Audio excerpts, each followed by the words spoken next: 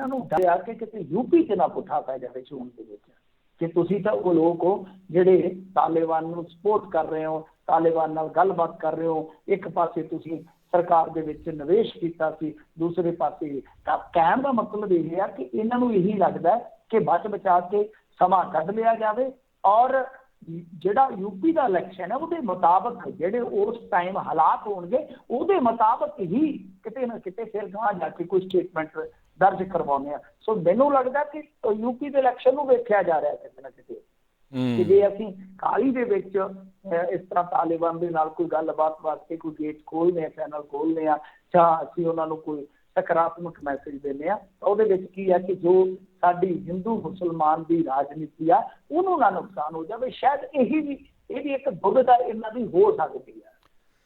ਬਿਲਕੁਲ ਜੀ, ਇਹਦੇ ਵਿੱਚ ਤਾਂ ਕੋਈ ਦੋ ਰਾਵਾਂ ਨਹੀਂ। ਇਹ ਵੀ ਦੱਸਦੇ ਜਾਈਏ, ਅਫਗਾਨਿਸਤਾਨ ਪੂਰਨ ਤੌਰ ਦੇ ਉੱਤੇ ਬਾਹਰਲੇ ਮੁਲਕਾਂ ਦੀ ਮਾਇਕ ਸਹਾਇਤਾ ਦੇ ਉੱਤੇ ਚੱਲਦਾ ਆ। ਸੋ ਜੇ ਤਾਲਿਬਾਨ ਵਾਲੇ ਚਾਹੁੰਦੇ ਵੀ ਆ ਨਾ ਵੀ ਉਹ ਉੱਥੇ ਕਰਨਾ ਚਾਹੁੰਦੇ ਨੇ ਵੀ ਅਸੀਂ ਰਾਜ ਕਰਦੇ ਰਹੀਏ, ਤਾਂ ਉਹਨਾਂ ਨੂੰ ਕੁਛ ਨਾ ਕੁਛ ਸਕਾਰਾਤਮਕ ਕਰਨਾ ਚਾਹੀਦਾ। ਹੁਣ ਤੁਸੀਂ ਦੇਖੋ ਵੀ ਤਾਲਿਬਾਨ ਨੂੰ ਸਾਰੇ ਜਣਿਆਂ ਦੀ ਕੀ ਸੋਚ ਹੈਗੀ ਆ।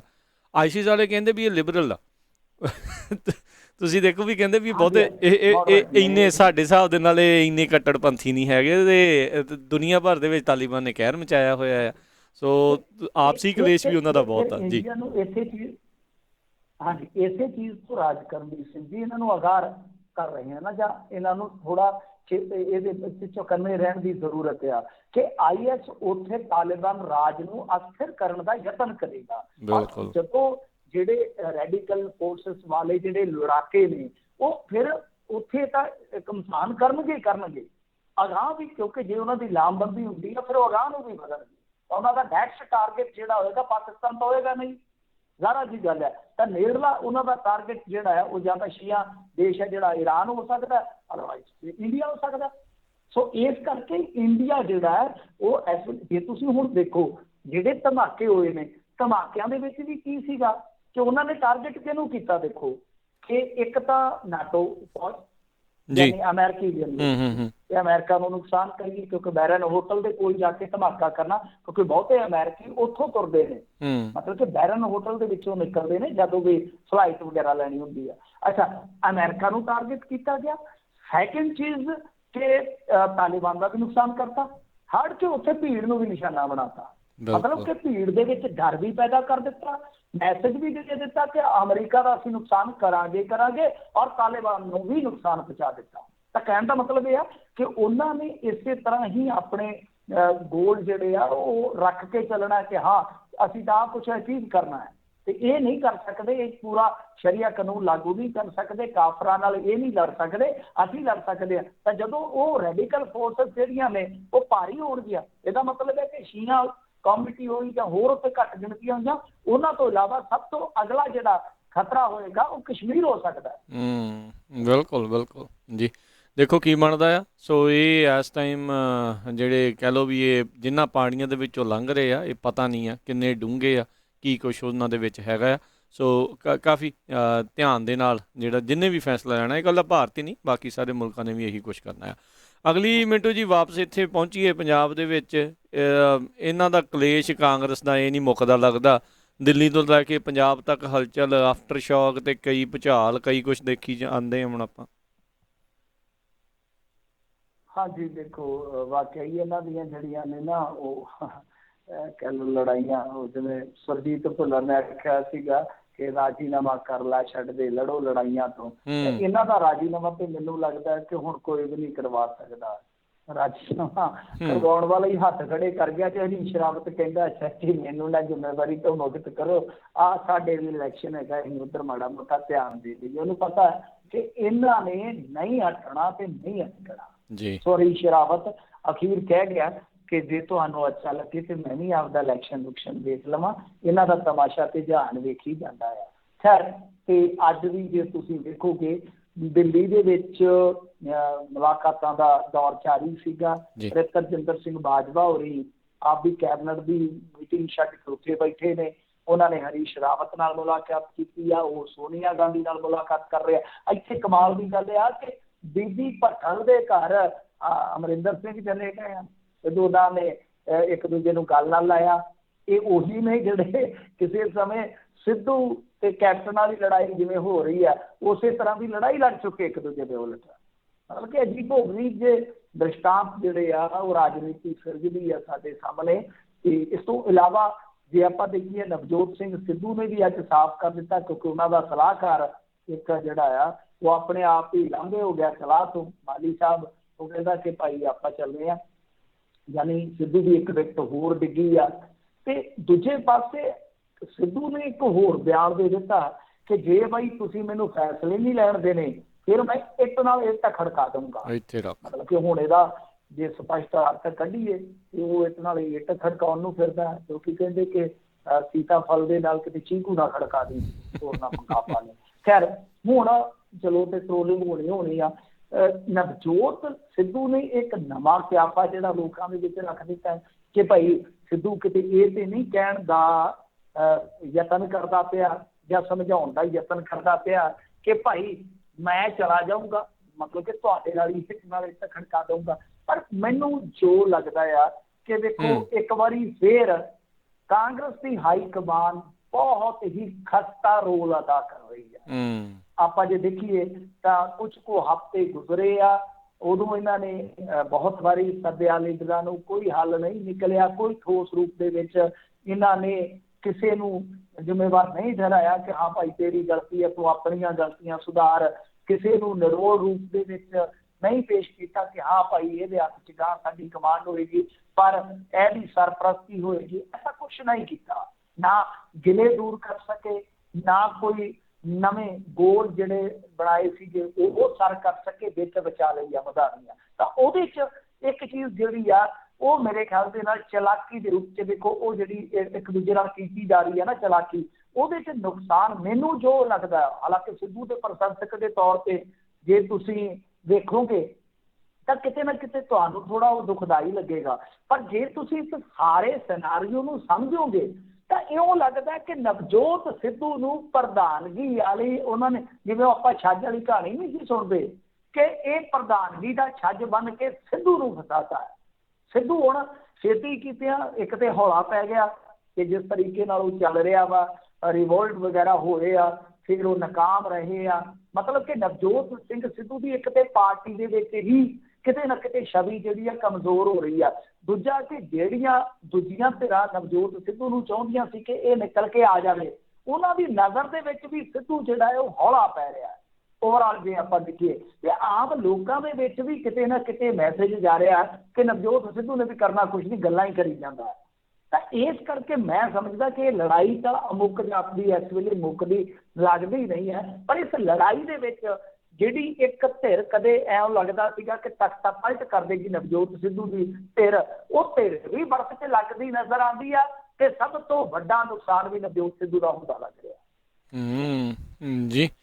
ਜੀ ਦੇਖੋ ਕੀ ਬਣਦਾ ਹੈ, ਵੀ ਇਹ ਵਾਕਿਆ ਦਰਸ਼ਨੀ ਘੋੜਾ ਬਣ ਕੇ ਰਹਿੰਦਾ ਹੈ ਜਾਂ ਵਾਕਿਆ ਹੀ ਇਹ ਕਿਸੇ ਪਾਸੇ ਨੂੰ ਇਹਨਾਂ ਨੂੰ ਤੋਰ ਸਕਦਾ ਆ। ਅਗਲੀ ਮਿੰਟੂ ਜੀ ਕਰੀਏ ਗੱਲ, ਆਮ ਆਦਮੀ ਪਾਰਟੀ ਨੇ ਗਵਰਨਰ ਨੂੰ ਦਿੱਤਾ ਮੰਗ ਪੱਤਰ, ਕੈਪਟਨ ਸਰਕਾਰ ਦੇ ਫਲੋਰ ਟੈਸਟ ਦੀ ਮੰਗ ਕੀਤੀ ਹੈ। ਹਾਂਜੀ, ਮਤਲਬ ਕਿ ਬੇਭਰੋਸਗੀ ਵਾਲਾ ਕਹਿ ਲਓ ਕਿ ਮਾਹੌਲ ਬਣ ਗਿਆ।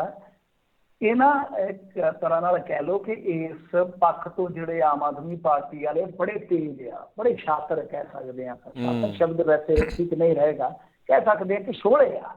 ਸ਼ੋਲੇ ਇੱਕ ਤਾਂ ਨਾ ਸ਼ੋਲੇ ਫਿਲਮ ਵਾਲੇ, ਉਹ ਨਹੀਂ, ਇੱਕ ਸ਼ੋਲੇ ਜਿਹੜੇ ਹੁੰਦੇ ਆ, ਸ਼ੋਲੇ ਤੋਂ ਭਾਵ ਜਿਹੜੇ ਤੇਜ਼ ਤਰਾਰ ਹੁੰਦੇ, ਪੰਜਾਬੀ 'ਚ ਆਪਾਂ ਉਹਨਾਂ ਨੂੰ ਸ਼ੋਲੇ ਕਹਿ ਦਿੰਦੇ ਹਾਂ। ਉਹ ਇਹ ਸ਼ੋਲੇ ਨਿਕਲਦੇ ਆ। ਜਿਵੇਂ ਬਿਜਲੀ ਸਮਝੌਤਿਆਂ ਵਾਲਾ ਮੁੱਦਾ ਵਾ, ਉਹਦੇ ਤੇ ਪ੍ਰਾਈਵੇਟ ਮੈਂਬਰ ਬਿੱਲ ਜਿਹੜਾ ਆ ਉਹ ਇਹ ਅਮਨ ਅਰੋੜਾ ਲਿਆ ਚੁੱਕੇ ਆ ਪਹਿਲਾਂ ਹੀ। ਮਤਲਬ ਕਿ ਜਿਹੜਾ ਕੋਈ ਵੀ ਲੈਜਿਸਲੇਚਰ ਹੁੰਦਾ, ਆਪਾਂ ਨੂੰ ਪਤਾ ਹੀ ਹੈ ਨਾ, ਹਾਊਸ ਦਾ ਮੈਂਬਰ ਹੁੰਦਾ ਜਿਹੜਾ, ਉਹ ਇੱਕ ਪ੍ਰਾਈਵੇਟ ਬਿੱਲ ਵੀ ਲਿਆ ਸਕਦਾ। ਆਮ ਤੌਰ ਤੇ ਸਰਕਾਰ ਲਿਆਉਂਦੀ ਹੈ, ਪਰ ਕੋਈ ਵੀ ਲੈਜਿਸਲੇਚਰ ਵੀ ਲਿਆ ਸਕਦਾ ਵਾ। ਤਾਂ ਉਹ ਅਮਨ ਅਰੋੜਾ ਨੇ ਉੱਥੇ ਪਹਿਲਾਂ ਹੀ ਰੱਖ ਦਿੱਤਾ ਕਿ ਇਹਦੀ ਵਿਰੋਧਤਾ, ਉਹਨਾਂ ਨੂੰ ਪਤਾ ਹੈ ਇਹਦੀ ਵਿਰੋਧਤਾ ਕਰਨ ਵਾਲਾ ਕਸੂਤਾ ਫਸ ਜਾਏਗਾ। ਨੰਬਰ 2, ਅੱਜ ਉਹਨਾਂ ਨੇ ਇਹ ਬੇਭਰੋਸਗੀ ਵਾਲਾ ਪ੍ਰਸਤਾਵ ਜਿਹੜਾ ਆ ਉਹ ਕਹਿ ਲਓ ਕਿ ਸਪੀਕਰ ਦੇ ਕੋਲ ਰੱਖ ਦਿੱਤਾ। ਉਹਨਾਂ ਨੇ ਫਲੋਰ ਟੈਸਟ ਦੀ ਮੰਗ ਰੱਖ ਦਿੱਤੀ ਆ। ਪਰ ਇਹ ਕਿਤੇ ਨਾ ਕਿਤੇ ਥੋੜੇ ਜਿਹੇ ਸ਼ੋਲੇ ਤੇ ਹੈਗੇ ਆ, ਪਰ ਥੋੜੇ ਜਿਹੇ ਲੇਟ ਹੋ ਗਏ ਆ। ਅਮਰਿੰਦਰ ਸਿੰਘ ਆਲਰੇਡੀ ਚੱਲ ਚੁੱਕਾ ਵਾ ਇਸ ਮੁੱਦੇ ਤੇ। ਜੇ ਆਪਾਂ ਵੇਖੀਏ ਕੱਲ ਕੈਬਨਿਟ ਦੇ ਵਿੱਚ ਉਹਨਾਂ ਨੇ ਇੱਕ ਫੈਸਲਾ ਕੀਤਾ ਵਾ। ਫੈਸਲਾ ਇਹ ਕੀਤਾ ਜਿਹੜਾ ਇਹਨਾਂ ਦਾ ਮੰਗ ਪੱਤਰ ਆ, ਉਹਨੂੰ ਹੁਣ ਇਹਦੇ ਨਾਲ ਜੋੜ ਲਿਓ ਤੁਸੀਂ। ਜਿਹੜੀ ਮੈਂ ਤੁਹਾਨੂੰ ਇੱਕ ਮਿਸਾਲ ਦੇਵਾਂਗਾ, ਉਹਨਾਂ ਨੇ ਇੱਕ ਵਿਸ਼ੇਸ਼ ਸੈਸ਼ਨ ਜਿਹੜਾ ਉਹ ਆਲਰੇਡੀ ਰੱਖ ਲਿਆ ਇੱਕ ਦਿਨ ਦਾ। ਮੇਰੇ ਖਿਆਲ ਦੇ ਨਾਲ ਉਹ 5 ਸਤੰਬਰ ਦਾ ਜਾਂ 6 ਸਤੰਬਰ ਦਾ ਹੈ, ਮੈਨੂੰ ਪੱਕਾ ਨਹੀਂ ਪਤਾ, ਪਰ ਉਹਨਾਂ ਨੇ ਮਿੱਥ ਲਿਆ। ਹੁਣ ਉਹਦੇ ਵਿੱਚ ਕੀ ਹੈ ਕਿ ਇੱਕ ਤਾਂ ਜਿਹੜੀ ਆਪਣੀ ਹੁੰਦੀ ਹੈ ਨਾ ਸੰਵਿਧਾਨ ਦੀ ਕੋਈ ਜਿੱਦਾਂ ਕਹਿ ਲਓ ਕਿ ਮਜਬੂਰੀ ਹੁੰਦੀ ਹੈ ਸਰਕਾਰਾਂ ਦੀ, ਸੰਵਿਧਾਨ ਦੀ ਇੱਕ ਪਾਬੰਦੀ ਹੁੰਦੀ ਹੈ ਕਿ ਭਾਈ ਤੁਹਾਨੂੰ ਇਹ ਕੁਛ ਕਰਨਾ ਹੀ ਪਵੇਗਾ। ਜਿਵੇਂ ਸੰਵਿਧਾਨ ਦੀ ਇੱਕ ਧਾਰਾ ਹੈ 174 ਉਪਬੰਧ 1, ਉਹਦੇ ਵਿੱਚ ਕੀ ਹੈ ਕਿ ਕੋਈ ਵੀ ਸੈਸ਼ਨ ਹੈ ਜਿਹੜਾ ਉਹ 6 ਮਹੀਨੇ ਬਾਅਦ ਤੁਹਾਨੂੰ ਬੁਲਾਉਣਾ ਹੀ ਪਏਗਾ। 6 ਮਹੀਨੇ ਦੇ ਅੰਦਰ ਅੰਦਰ, ਮਸਲਨ ਬਜਟ ਸੈਸ਼ਨ ਤੋਂ ਬਾਅਦ ਮਾਨਸੂਨ ਸੈਸ਼ਨ ਜਾਂ ਕੋਈ ਹੋਰ ਵਿਸ਼ੇਸ਼ ਸੈਸ਼ਨ ਬੁਲਾਉਣਾ ਹੀ ਪਏਗਾ, ਇਹ ਜ਼ਰੂਰੀ ਹੈ। ਤਾਂ ਹੁਣ ਉਹ ਕੀ ਕਰ ਰਹੇ ਨੇ, ਉਹ ਇੱਕ ਦਿਨ ਦਾ ਸੈਸ਼ਨ ਬੁਲਾ ਰਹੇ ਨੇ ਤੇ ਉਹ ਸਮਰਪਿਤ ਕਰ ਰਹੇ ਆ ਕਿਹਨੂੰ, ਉਹ ਕਰ ਰਹੇ ਆ 400ਵਾਂ ਜਿਹੜਾ ਪ੍ਰਕਾਸ਼ ਦਿਹਾੜਾ ਇਸ ਸਾਲ ਇਹਨਾਂ ਨੇ ਮੇਰੇ ਖਿਆਲ ਦੇ ਨਾਲ ਮਨਾਇਆ ਸੀਗਾ, ਉਸੇ ਨੂੰ ਗੁਰੂ ਤੇਗ ਬਹਾਦਰ ਜੀ ਦਾ। ਜੀ ਤਾਂ ਤੁਸੀਂ ਦੇਖੋ, ਸਮਝੋ ਇਸ ਚੀਜ਼ ਨੂੰ ਕਿ ਉਹਦੇ ਨਾਲ ਜੋੜ ਰਹੇ ਨੇ ਇੱਕ ਦਿਨ ਦਾ ਵਿਸ਼ੇਸ਼ ਇਜਲਾਸ ਸੱਦ ਕੇ ਕਿ ਅਸੀਂ ਸੰਵਿਧਾਨ ਦੀ ਉਸ ਧਾਰਾ ਦੀ ਪਾਬੰਦੀ ਤੋਂ ਵੀ ਬਚ ਜਾਈਏ, ਇੱਕ ਇਜਲਾਸ ਸੱਦ ਲਈਏ ਤੇ ਉਹਦੇ 'ਚ ਹੋਵੇ ਕਿ ਜਿਵੇਂ ਗੁਰੂ ਤੇਗ ਬਹਾਦਰ ਜੀ ਦਾ ਕੋਈ ਵਿਸ਼ੇਸ਼ ਇਜਲਾਸ ਆ ਗਿਆ, ਮੰਨ ਲਓ ਉਹਦੇ 'ਚ ਮਨਮੋਹਨ ਸਿੰਘ ਨੂੰ ਸੱਦਾ ਦੇ ਦਿੱਤਾ ਇਹਨਾਂ ਨੇ ਸ਼ਾਮਲ ਹੋਣ ਵਾਸਤੇ, ਜਾਂ ਕਿਸੇ ਹੋਰ ਨੂੰ ਸੱਦਾ ਦੇ ਦੇਣਗੇ। ਤਾਂ ਉਹਦੇ 'ਚ ਕੀ ਹੈ ਕਿ ਜਦੋਂ ਇਸ ਤਰ੍ਹਾਂ ਦਾ ਕੋਈ ਹੋਏਗਾ ਵਿਸ਼ੇਸ਼ ਇਜਲਾਸ, ਤਾਂ ਇਹੋ ਜਿਹੀਆਂ ਕਾਰਵਾਈਆਂ ਜਿਹੜੀਆਂ ਨਾ ਹੋਣ, ਕਿਉਂਕਿ ਇਹਨਾਂ ਨੂੰ ਪਤਾ ਸੀਗਾ ਕਿ ਹੋ ਸਕਦਾ ਨਵਜੋਤ ਸਿੱਧੂ ਧੜਾ ਹੀ ਕੁਝ ਐਸੀ ਗੇਮ ਖੇਡ ਦੇਵੇ। ਤਾਂ ਇਸ ਕਰਕੇ ਇਹਨਾਂ ਨੇ ਚਾਲ ਪਹਿਲਾਂ ਚੱਲ ਦਿੱਤੀ, ਪਰ ਇਹ ਮੇਰੇ ਖਿਆਲ ਦੇ ਨਾਲ ਹਾਲੇ ਵੀ ਲੇਟ ਨਹੀਂ ਹੋਏ, ਕਿਉਂਕਿ ਇਸ ਤਰ੍ਹਾਂ ਦਾ ਪ੍ਰੋਵੀਜ਼ਨ ਹੈ, ਇਸ ਤਰ੍ਹਾਂ ਦਾ ਪ੍ਰੋਵੀਜ਼ਨ ਹੈ ਕਿ ਤੁਸੀਂ ਪਹਿਲਾਂ ਸਪੀਕਰ ਨੂੰ ਇਸ ਤਰ੍ਹਾਂ ਦਾ ਮੰਗ ਪੱਤਰ ਦੇ ਸਕਦੇ ਹੋ। ਸਪੀਕਰ ਚਾਹੇ ਤਾਂ ਉਹ ਲਿਆ ਸਕਦਾ ਹਾਊਸ ਦੇ ਵਿੱਚ, ਉਹਦੇ ਵਾਸਤੇ ਸਿਰਫ ਤੇ ਸਿਰਫ 20% ਵਿਧਾਇਕਾਂ ਦਾ ਸਮਰਥਨ ਚਾਹੀਦਾ ਹੈ। ਮਤਲਬ 20% ਜੇ ਉੱਥੇ ਵਿਧਾਇਕ ਇਸ ਗੱਲ ਤੇ ਅੜ ਜਾਂਦੇ ਆ ਕਿ ਠੀਕ ਹੈ ਜੀ ਫਲੋਰ ਟੈਸਟ ਹੋਣਾ ਚਾਹੀਦਾ, ਤਾਂ ਫਿਰ ਇੱਕ ਇਮਤਿਹਾਨ ਜਿਹੜਾ ਉਹ ਅਮਰਿੰਦਰ ਸਿੰਘ ਨੂੰ ਪੈ ਜਾਏਗਾ। ਜੀ ਬਿਲਕੁਲ। ਸੋ ਦੇਖਦੇ ਹਾਂ ਕੀ ਬਣਦਾ ਆ। ਕਣਕ ਘੁਟਾਲੇ ਦੀ ਪੜਤਾਲ ਵਿਜੀਲੈਂਸ ਨੂੰ ਸੌਂਪ ਦਿੱਤੀ ਗਈ। ਹਾਂਜੀ ਦੇਖੋ, ਇਹ ਜਦੋਂ ਗੱਲ ਮਕਾਉਣੀ ਹੁੰਦੀ ਹੈ ਨਾ ਜਾਂ ਲਮਕਾਉਣੀ ਹੁੰਦੀ ਹੈ ਤਾਂ ਫਿਰ ਵਿਜੀਲੈਂਸ ਕੋਲ ਪੜਤਾਲ ਚਲੇ ਜਾਂਦੀ ਆ। ਉਹ ਵਿਜੀਲੈਂਸ ਜਿਹੜੀ ਹੈ ਉਹ ਈਡੀ ਦੀ ਚਾਲ ਚੱਲਦੀ ਰਹਿੰਦੀ ਹੈ, ਈਡੀ ਦੇ ਵਾਂਗੂ। ਫਿਰ ਜਦ ਨੂੰ ਸਰਕਾਰ ਬਦਲ ਜਾਂਦੀ ਆ, ਦੂਜੀ ਸਰਕਾਰ 'ਚ ਆ ਕੇ ਉਹੀ ਵਿਜੀਲੈਂਸ ਕਹਿ ਦਿੰਦੀ ਆ ਕਿ ਮਾਲਕੋ ਮਾਫ਼ ਕਰਿਓ, ਜਿਵੇਂ ਗਾਣਾ ਸੀ ਨਾ ਰਾਣਾ ਜੀ, ਮੁਝੇ ਮਾਫ਼ ਕਰਿਓ ਗਲਤੀ ਮਾਰੇ ਸੇ ਹੋ ਗਈ, ਤੇ ਉਹ ਕਹਿ ਦਿੰਦੇ ਆ ਕਿ ਕਲੀਨ ਚਿੱਟ ਦੇ ਦਿਓ ਜੀ, ਬਸ ਮਤਲਬ ਕਿ ਕੁਛ ਨਹੀਂ ਆਉਂਦਾ ਕੇਸ ਦੇ ਵਿੱਚ। ਇੱਦਾਂ ਹੀ ਹੁੰਦਾ ਵਿਜੀਲੈਂਸ ਦਾ ਸਾਰਾ ਕੰਮ ਕਾਰ।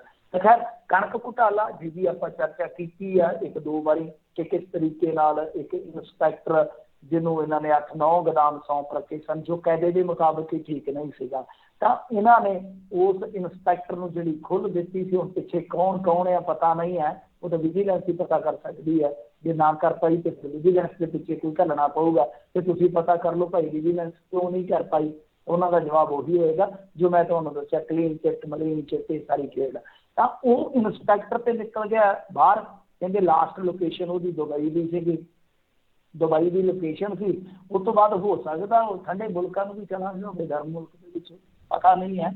ਪਰੰਤੂ ਨਾਲ ਕਹਿੰਦੇ ਚਾਬੀਆਂ ਵੀ ਲੈ ਗਿਆ, ਜਿੰਦਰਾ ਜੰਗਾਲ ਖਾ ਗਿਆ, ਚਾਬੀ ਲੈ ਗਿਆ ਦਿਲਾਂ ਦਾ ਜਾਨੀ, ਚਾਬੀਆਂ ਵੀ ਗੋਦਾਮਾਂ ਦੀਆਂ ਨਾਲ ਲੈ ਗਿਆ, ਰਿਕਾਰਡ ਵੀ ਲੈ ਗਿਆ, ਸਾਰਾ ਕੁਛ ਹੀ ਲੈ ਗਿਆ, ਪਿੱਛੇ ਬਸ ਛੱਡ ਗਿਆ ਆਪਦੀਆਂ ਮਿੱਠੀਆਂ ਯਾਦਾਂ। ਸੋ ਹੁਣ ਇਹਨਾਂ ਨੇ ਵਿਜੀਲੈਂਸ ਨੂੰ ਪੜਤਾਲ ਦੇ ਦਿੱਤੀ ਆ, ਪਰ ਮੈਨੂੰ ਪੂਰਾ ਭਰੋਸਾ ਹੈ ਕਿ ਇਹਦੇ 'ਚੋਂ ਨਿਕਲਣਾ ਕੱਖ ਨਹੀਂ।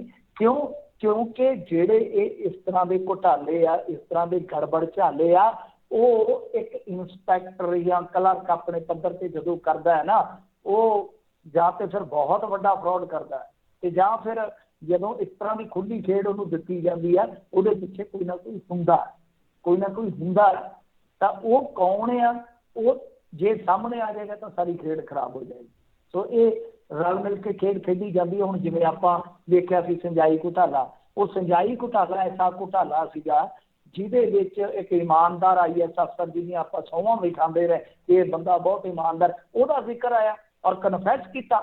ਜਿਹੜਾ ਮੁੱਖ ਦੋਸ਼ੀ ਹੈ ਗੁਰਿੰਦਰ, ਉਹਨੇ ਕਨਫੈਸ ਕੀਤਾ ਕਿ ਕਰੋੜਾਂ ਰੁਪਏ ਉਸ ਸਮੇਂ ਦੇ 2 ਮੰਤਰੀ, ਉਹਨਾਂ ਦੇ ਪੀਏ ਇਸ ਅਫਸਰ ਨੂੰ ਮੈਂ ਦਿੱਤੇ ਆ। ਪਰ ਬਾਅਦ ਦੇ ਵਿੱਚ ਉਹ ਜਾਂਚ ਪੜਤਾਲ ਤੁਹਾਨੂੰ ਪਤਾ ਹੀ ਹੈ ਰੋਕ ਦਿੱਤੀ ਗਈ। ਕਨਫੈਸ਼ਨ ਤੋਂ ਬਾਅਦ ਵੀ ਰੋਕ ਦਿੱਤੀ ਗਈ ਕਿਉਂਕਿ IAS ਅਫਸਰ ਵੀ ਡੁੱਬਦੇ ਸੀਗੇ, ਉਹਦੇ 'ਚ ਅਕਾਲੀਆਂ ਦੇ ਵੱਡੇ ਲੀਡਰ ਵੀ ਫੜੀ ਗਏ ਸੀਗੇ, ਬਹੁਤ ਕੁਛ ਹੁੰਦਾ ਸੀਗਾ। ਇੰਨਾ ਕੁਛ ਹੁੰਦਾ ਸੀਗਾ ਕਿ ਖਿਲਾਰਾ ਪਾਉਣ ਦੀ ਲੋੜ ਹੀ ਨਾ ਪਈ।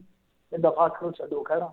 ਫਿਰ ਜੇ ਤੁਸੀਂ ਮਾਈਨਿੰਗ ਵਾਲਾ ਦੇਖ ਲਓਗੇ, ਸ਼ਰਾਬ ਫੈਕਟਰੀਆਂ ਵਾਲਾ ਦੇਖ ਲਓਗੇ, ਤਾਂ ਇਹ ਸਾਰੇ ਜਿੰਨੇ ਕਾਂਡ ਹੋਏ ਆ ਬੀ ਘੁਟਾਲੇ ਤੋਂ ਲੈ ਕੇ, ਇਹਦੇ ਪਿੱਛੇ ਕੋਈ ਨਾ ਕੋਈ ਤਾਕਤ ਖਲੋਤੀ ਸੀਗੀ। ਤਾਕਤ ਵੀ ਕਾਹਦੀ, ਇੱਦਾਂ ਕਹਿ ਲਓ ਕਿ ਬਦਲੀਤੀ ਖਲੋਤੀ ਸੀਗੀ। ਉਸ ਬਦਲੀਤੀ ਨੂੰ ਕੱਢਣ ਵਾਸਤੇ ਤੇ ਸਭ ਕੁਛ ਕੀਤਾ ਜਾ ਰਿਹਾ।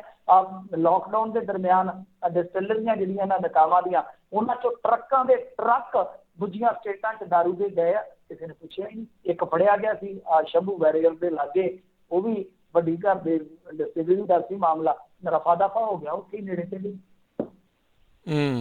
ਜੀ ਜੀ। ਤਖਤ ਸ੍ਰੀ ਪਟਨਾ ਸਾਹਿਬ ਤੋਂ 15 ਕਿਲੋ ਸੋਨਾ ਤੇ 32 ਕਰੋੜ ਦੀ FD ਗਾਇਬ, ਪੜਤਾਲੀਆ ਕਮੇਟੀ ਕਰੇਗੀ ਜਾਂਚ। FD ਤਾਂ ਕੀ ਗਾਇਬ ਹੋਣੀ ਆ, ਵੈਸੇ ਬੜੀ ਹਾਸੋਹੀਣੀ ਜੀ ਗੱਲ ਹੋ ਜਾਂਦੀ ਹੈ ਕਈ ਵਾਰੀ। ਤੇ ਗੁਰੂ ਘਰ ਦੇ ਵਿੱਚੋਂ ਇਸ ਤਰ੍ਹਾਂ ਹੋ ਜਾਵੇ ਤੇ ਬੜੀ ਮਾੜੀ ਗੱਲ। ਤੁਹਾਨੂੰ ਪਤਾ FD ਦਾ ਹੋਊਗਾ ਨਾ, ਫਿਕਸ ਡਿਪੋਜ਼ਿਟ ਹੋ ਗਿਆ, ਕਿੱਧਰ ਜਾਣਾ ਵਾ। ਪਰ ਕਮਾਲ ਦੀ ਗੱਲ ਤੇ ਇਹ ਆ ਕਿ ਗੁਰੂ ਘਰ ਦੇ ਵਿੱਚੋਂ ਵੀ ਇਸ ਤਰ੍ਹਾਂ ਦੇ ਮਾਮਲੇ ਸਾਹਮਣੇ ਆ ਰਹੇ ਆ। ਦੇਖੋ ਇਹ ਜਿਹੜੀਆਂ ਚਲੋ ਗੱਲਾਂ ਹੁੰਦੀਆਂ ਨੇ, ਵੈਸੇ ਆਮ ਤੇ ਆਪਾਂ ਦੇਖਦੇ ਹਾਂ ਪੰਚਾਇਤਾਂ ਦੇ ਵਿੱਚ ਇਸ ਤਰ੍ਹਾਂ ਦੇ ਰੌਲੇ ਹੁੰਦੇ, ਪਰ ਗੁਰੂ ਘਰਾਂ ਦੇ ਵਿੱਚ ਵੀ ਇਸ ਤਰ੍ਹਾਂ ਦੇ, ਇਹ ਤਾਂ ਤੌਬਾ ਤੌਬਾ ਕਰਾਉਣ ਵਾਲੀ ਗੱਲ ਆ ਕਿ ਕੀ ਕਰੀ ਜਾਂਦੇ ਆ। ਇਹ ਸ਼ਿਕਾਇਤ ਜਿਹੜੀ ਆ ਉਹ ਹੁਣ ਮੇਰੇ ਖਿਆਲ ਦੇ ਨਾਲ ਗਿਆਨੀ ਹਰਪ੍ਰੀਤ ਸਿੰਘ ਜੀ ਜਿਹੜੇ ਅਕਾਲੀ ਤਖਤ ਸਾਹਿਬ ਦੇ ਜਥੇਦਾਰ ਆ, ਉਹਨਾਂ ਦੇ ਕੋਲ ਪਹੁੰਚੀ ਹੈ ਤੇ ਉਹਨਾਂ ਨੇ ਪੜਤਾਲ ਵਾਸਤੇ ਇੱਕ ਕਮੇਟੀ ਦਾ ਗਠਨ ਕੀਤਾ। ਮਾਮਲਾ ਕੁਛ ਇਸ ਤਰ੍ਹਾਂ ਦਾ ਹੈ ਕਿ ਜੋ ਤਖਤ ਸ੍ਰੀ ਹਰਿਮੰਦਰ ਜੀ ਪਟਨਾ ਸਾਹਿਬ ਬੋਰਡ ਦੀ ਚੁਣੀ ਗਈ ਨਵੀਂ ਕਮੇਟੀ ਆ, ਉਹਨੂੰ 15 ਕਿਲੋ ਜੋ ਤਖਤ ਸਾਹਿਬ ਦਾ ਸੋਨਾ ਆ ਤੇ 32 ਕਰੋੜ ਦੇ ਕਰੀਬ ਦੀ FD ਹੈ ਜਿਹੜੀ, ਉਹ ਸੌਂਪੀ ਨਹੀਂ ਗਈ, ਹੈਂਡਓਵਰ ਨਹੀਂ ਕੀਤੀ ਗਈ। ਮਤਲਬ ਇਹ ਸ਼ਬਦ ਜੇ ਆਪਾਂ FD ਗਾਇਬ ਵਾਲਾ ਕਹਾਂਗੇ ਤਾਂ ਉਹ ਮੇਰੇ ਖਿਆਲ ਦੇ ਨਾਲ ਠੀਕ ਨਹੀਂ ਰਹੇਗਾ। ਤਾਂ ਇਹ ਆ ਕਿ ਜਿੱਦਾਂ ਆਪਾਂ ਦੇਖਦੇ ਹੁੰਦੇ ਹਾਂ ਆਮ ਤੌਰ ਤੇ ਪੰਚਾਇਤਾਂ ਦੇ ਵਿੱਚ ਇਸ ਤਰ੍ਹਾਂ ਦਾ ਹੁੰਦਾ, ਕਈ ਵਾਰ ਸਰਪੰਚ ਗਿਲਾ ਕਰਦੇ ਆ ਕਿ ਫਲਾਣੀ ਸਰਕਾਰ ਜਾਂ ਫਲਾਣਾ ਜਥੇਦਾਰ ਉਹ ਜੀ ਮੈਨੂੰ ਰਿਕਾਰਡ ਨਹੀਂ ਦਿਵਾ ਰਿਹਾ। ਮਤਲਬ ਕਿ ਪਿਛਲੇ ਸਰਪੰਚ ਕੋਲੋਂ ਜਿਹੜਾ ਰਿਕਾਰਡ ਅਗਲੇ ਸਰਪੰਚ ਕੋਲ ਜਾਣਾ ਹੁੰਦਾ ਉਹ ਹੈਂਡਓਵਰ ਹੀ ਨਹੀਂ ਕਰਦੇ। ਇਹਦਾ ਮਤਲਬ ਇਹ ਹੈ ਕਿ ਕਿਤੇ ਨਾ ਕਿਤੇ ਜਾਂ ਤਾਂ ਫਿਰ ਕੋਈ ਗੜਬੜ ਝਾਲਾ ਹੈ ਜਾਂ ਕੋਈ ਇਹਨਾਂ ਦਾ ਆਪਸ ਦੇ ਵਿੱਚ ਕੋਈ ਰੇੜਕਾ ਇਸ ਤਰ੍ਹਾਂ ਦਾ ਹੈ ਕਿ ਉਹ ਕਬਜ਼ਾ ਨਹੀਂ ਛੱਡਣਾ ਚਾਹੁੰਦੀ। ਫਿਰ ਸੋ ਲਿਹਾਜ਼ਾ ਇਹ ਮਾਮਲਾ ਤੇ ਬਹੁਤ ਗੰਭੀਰ ਹੈ ਕਿ ਭਾਈ ਤੁਹਾਡੇ ਕੋਈ ਘਰ ਦਾ ਮਸਲਾ ਨਹੀਂ ਹੈ, ਜਿਹੜੀ ਕਮੇਟੀ ਚੁਣੀ ਗਈ ਆ ਠੀਕ ਹੈ, ਗੁਰੂ ਘਰ ਦਾ ਪੈਸਾ ਹੈ, ਗੁਰੂ ਘਰ ਦੀ FD ਹੈ, ਗੁਰੂ ਘਰ ਦਾ ਗੋਲਡ ਆ, ਸਾਰਾ ਕੁਛ ਜਿਨ੍ਹਾਂ ਕੋਲ ਵੀ ਜ਼ਿੰਮੇਵਾਰੀ ਉਹਨਾਂ ਦੇ ਕੋਲ ਹੋਣਾ ਚਾਹੀਦਾ ਔਰ ਸੰਗਤ ਦੇ ਸਾਹਮਣੇ ਆਉਣਾ ਚਾਹੀਦਾ। ਤੇ ਮੈਨੂੰ ਲੱਗਦਾ ਕਿ ਇੱਥੇ ਆਡਿਟ ਚੰਗੀ ਤਰ੍ਹਾਂ ਕਰਾਉਣਾ ਚਾਹੀਦਾ। ਕਿਉਂਕਿ ਇਕਬਾਲ ਸਿੰਘ ਵੇਲੇ ਵੀ, ਉਸ ਤੋਂ ਬਾਅਦ ਗੌਰ ਜੀ ਜਿਹੜੇ ਆ ਇਹਨਾਂ ਦੇ ਵੇਲੇ ਵੀ, ਔਰ ਇਸ ਤੋਂ ਬਾਅਦ ਹੁਣ ਅੱਗੇ ਆ ਜਿਹੜਾ, ਇਹ ਸਾਰੇ ਰੌਲੇ ਹੀ ਪੈਂਦੇ ਨੇ ਤੇ ਚੰਗੀ ਤਰ੍ਹਾਂ ਆਡਿਟ ਕਰਾ ਕੇ ਦੇਖਣਾ ਚਾਹੀਦਾ ਕਿ ਜੋ ਵੀ ਗੁਰੂ ਘਰ ਦੀ ਉੱਥੇ ਹੈ, ਜੋ ਵੀ ਪੂੰਜੀ ਹੈ ਕਿ ਉਹ ਸਹੀ ਹੈ, ਸੁਰੱਖਿਅਤ ਹੈ, ਉਹ ਸੰਗਤ ਦੇ ਸਾਹਮਣੇ ਜ਼ਰੂਰ ਆਉਣਾ ਚਾਹੀਦਾ। ਜੀ ਜੀ। ਤੇ ਸਰੋਤਿਓ ਅੱਜ ਆਪਾਂ ਤੁਹਾਡੀਆਂ ਕਾਲਸ ਵੀ ਲਵਾਂਗੇ। ਕਾਲ ਕਰਨ ਦੇ ਲਈ ਨੰਬਰ ਹੈ 408 272 5200 4082725200। ਤੇ ਜਾਣ ਤੋਂ ਪਹਿਲਾਂ ਇੱਕ ਬ੍ਰੇਕ ਤੋਂ ਪਹਿਲਾਂ ਇੱਕ ਜਿਹੜੀ ਖਬਰ ਆ ਉਹ ਕਰਕੇ ਤੇ ਫਿਰ ਆਪਾਂ ਬ੍ਰੇਕ ਲੈਣੀ ਆ ਤੇ ਬ੍ਰੇਕ ਤੋਂ ਬਾਅਦ ਫਿਰ ਤੁਹਾਡੀਆਂ ਕਾਲਸ ਲੈਣੀਆਂ। ਕਾਲ ਕਰਨ ਦੇ ਲਈ ਨੰਬਰ 408 272 5200। ਐਮੀ ਵਿਰਕ ਦੇ ਮੁੱਦੇ ਨੂੰ ਭੜਕਾਉਣਾ ਨਹੀਂ ਚਾਹੀਦਾ, ਜਗਜੀਤ ਡੱਲੇਵਾਲ ਹੋਣਾ ਦਾ ਬਿਆਨ। ਹਾਂਜੀ ਦੇਖੋ, ਇਹਨਾਂ ਨੇ ਅੱਜ ਮਲੋਟ ਦੇ ਵਿੱਚ ਇੱਕ ਕਾਫੀ ਵੱਡੀ ਰੈਲੀ ਕੀਤੀ ਆ। ਇਹ ਮਕਸਦ ਤੇ ਇਹੀ ਹੋਏਗਾ, ਜਿਵੇਂ ਟਕੈਤ ਸਾਹਿਬ ਅੱਜ ਚੰਡੀਗੜ੍ਹ ਦੇ ਵਿੱਚ ਸਨ ਤੇ ਡੱਲੇਵਾਲ ਜੀ ਜਿਹੜੇ ਆ ਉਹ ਇਸ ਏਰੀਏ ਦੇ ਵਿੱਚ ਸਨ ਮਲੋਟ ਦੇ ਵਿੱਚ। ਮਲੋਟ ਤੁਹਾਨੂੰ ਪਤਾ ਕਾਫੀ ਸੁਰਖੀਆਂ 'ਚ ਰਹਿੰਦਾ ਕਿਉਂਕਿ ਜਦੋਂ MLA ਦੀ ਕੁੱਟਮਾਰ ਹੋਈ ਸੀਗੀ ਤਾਂ ਉਸ ਟਾਈਮ ਇਹਨਾਂ ਦੇ ਬੰਦਿਆਂ ਦੀ ਹੀ ਗ੍ਰਿਫਤਾਰੀ ਹੋਈ ਸੀਗੀ, ਯਾਦ ਰੱਖਣਯੋਗ ਗੱਲ ਆ। ਤੇ ਉਸ ਤੋਂ ਬਾਅਦ ਇਹ ਵੱਡਾ ਇਕੱਠ ਇੱਥੇ ਹੈ ਜਿਹੜਾ ਉਦਾਣਾ ਮੰਡੀ 'ਚ ਕੀਤਾ ਗਿਆ ਸੀ। ਤਾਂ ਉਹਦੇ ਵਿੱਚ ਇਹ ਆ ਕਿ ਐਮੀ ਵਿਰਕ ਤੁਹਾਨੂੰ ਪਤਾ ਹੀ ਆ ਕਿ ਉਹਨੂੰ ਬਹੁਤ ਦਬਲਿਆ ਲੋਕਾਂ ਨੇ, ਟ੍ਰੋਲ ਬਹੁਤ ਜ਼ਿਆਦਾ ਕੀਤਾ ਵਾ ਕਿ ਉਹ ਤਾਂ ਰੋਣ ਆਕਾ ਹੋਇਆ ਮੁੰਡਾ, ਬੜਾ ਹੀ ਜ਼ਿਆਦਾ ਚਲੋ ਕਿ ਟੁੱਟਾ ਪਿਆ ਸੀਗਾ। ਕੱਲ ਮੈਂ ਉਹਦੀ ਇੱਕ ਇੰਟਰਵਿਊ ਦੇਖੀ ਸੀ, ਬਿਲਕੁਲ ਉੱਥੇ ਨਾ ਗਲੇਡੂ ਸੁੱਟੀ ਜਾਂਦਾ ਹੈ। ਬਹਰਹਾਲ ਇਹਨਾਂ ਨੇ ਬਿਆਨ ਦਿੱਤਾ, ਕਹਿੰਦੇ ਕਿ ਜ਼ਿਆਦਾ ਤੂਲ ਨਹੀਂ ਦੇਣਾ ਚਾਹੀਦਾ। ਉਹਨਾਂ ਕਿਹਾ ਕਿ ਕਿਸਾਨ ਅੰਦੋਲਨ ਵਿੱਚ ਕਲਾਕਾਰਾਂ ਨੇ ਵੀ ਅਹਿਮ ਰੋਲ ਅਦਾ ਕੀਤਾ ਹੈ ਤੇ ਜੇਕਰ ਕਿਸੇ ਕਲਾਕਾਰ ਕੋਲੋਂ ਕੋਈ ਭੁੱਲ ਭੁਲੇਖੇ ਗਲਤੀ ਹੋ ਜਾਂਦੀ ਹੈ ਤਾਂ ਉਸਨੂੰ ਮਾਫ ਕਰ ਦਿੱਤਾ ਜਾਣਾ ਚਾਹੀਦਾ।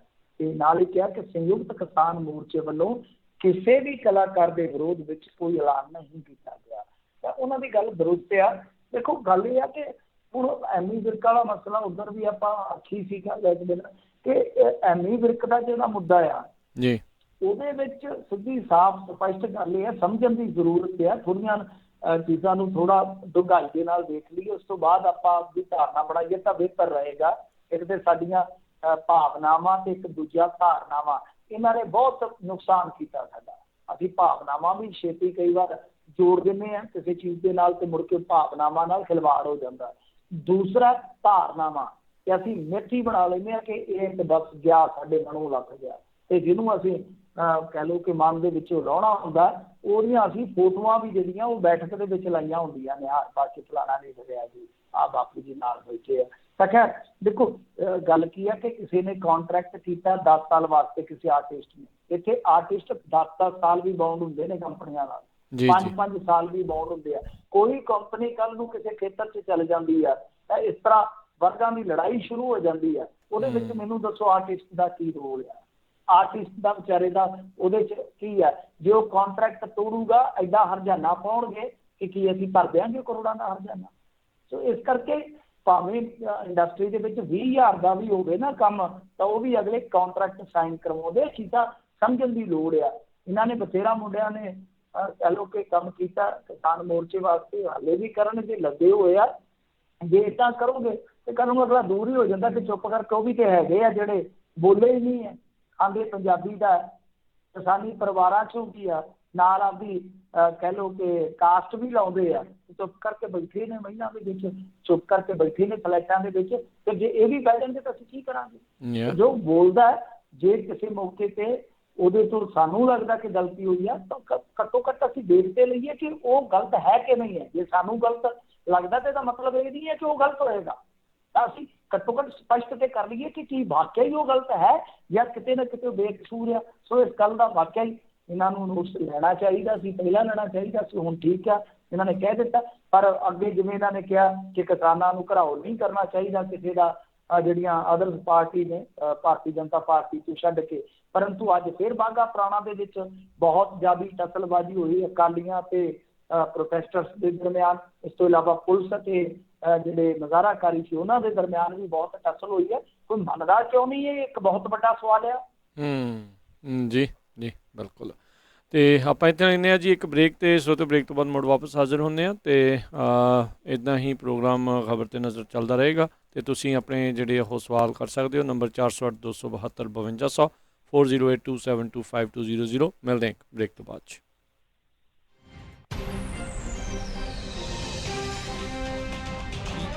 ਵਿੱਚ ਕੰਮ ਕਰਦੇ ਹੋ? ਕੈਲੀਫੋਰਨੀਆ ਦੇ ਕਾਨੂੰਨ ਤੁਹਾਨੂੰ ਛਾਂ, ਪਾਣੀ ਪੀਣ ਅਤੇ ਕੰਮ ਦੇ ਦੌਰਾਨ ਰੈਸਟ ਬ੍ਰੇਕਸ ਲੈਣ ਦਾ ਹੱਕ ਦਿੰਦੇ ਹਨ। ਕਿਉਂ? ਤੁਹਾਨੂੰ ਤੰਦਰੁਸਤ ਰੱਖਣ, ਡੀਹਾਈਡਰੇਸ਼ਨ ਤੋਂ ਬਚਾਉਣ, ਹੀਟ ਐਗਜ਼ੌਸਸ਼ਨ ਅਤੇ ਹੋਰ ਜਾਨਲੇਵਾ ਬਿਮਾਰੀਆਂ ਤੋਂ ਬਚਾਉਣ ਵਾਸਤੇ। ਤੁਹਾਨੂੰ ਸੁਰੱਖਿਅਤ ਰੱਖਣ ਲਈ ਮਾਲਕਾਂ ਨੂੰ ਪੀਣ ਵਾਲਾ ਪਾਣੀ, ਆਰਾਮ ਅਤੇ ਛਾਂ ਦਾ ਪ੍ਰਬੰਧ ਕਰਨਾ ਲਾਜ਼ਮੀ ਹੈ। ਕਰਮਚਾਰੀਆਂ ਨੂੰ ਸੰਕਟ ਨਾਲ ਨਿਪਟਣ ਲਈ ਮਾਲਕਾਂ ਨੂੰ ਸਿੱਖਿਆ ਦੇਣੀ ਲਾਜ਼ਮੀ ਹੈ। ਆਪਣੇ ਹੱਕਾਂ ਨੂੰ ਪਛਾਣੋ। ਹੋਰ ਜਾਣਕਾਰੀ ਲਈ 99calor.org ਤੇ ਜਾਓ। ਇਹ ਸੰਦੇਸ਼ ਕੈਲੋਸ਼ਾ ਤੋਂ ਹੈ। ਤੁਸੀਂ ਸੁਣ ਰਹੇ ਹੋ ਪੰਜਾਬੀ ਰੇਡੀਓ USA। ਆਪਣੇ ਬਿਜ਼ਨਸ ਦੀ ਐਡ ਦੇ ਲਈ ਅੱਜ ਹੀ ਕਾਲ ਕਰੋ 408-272-5200।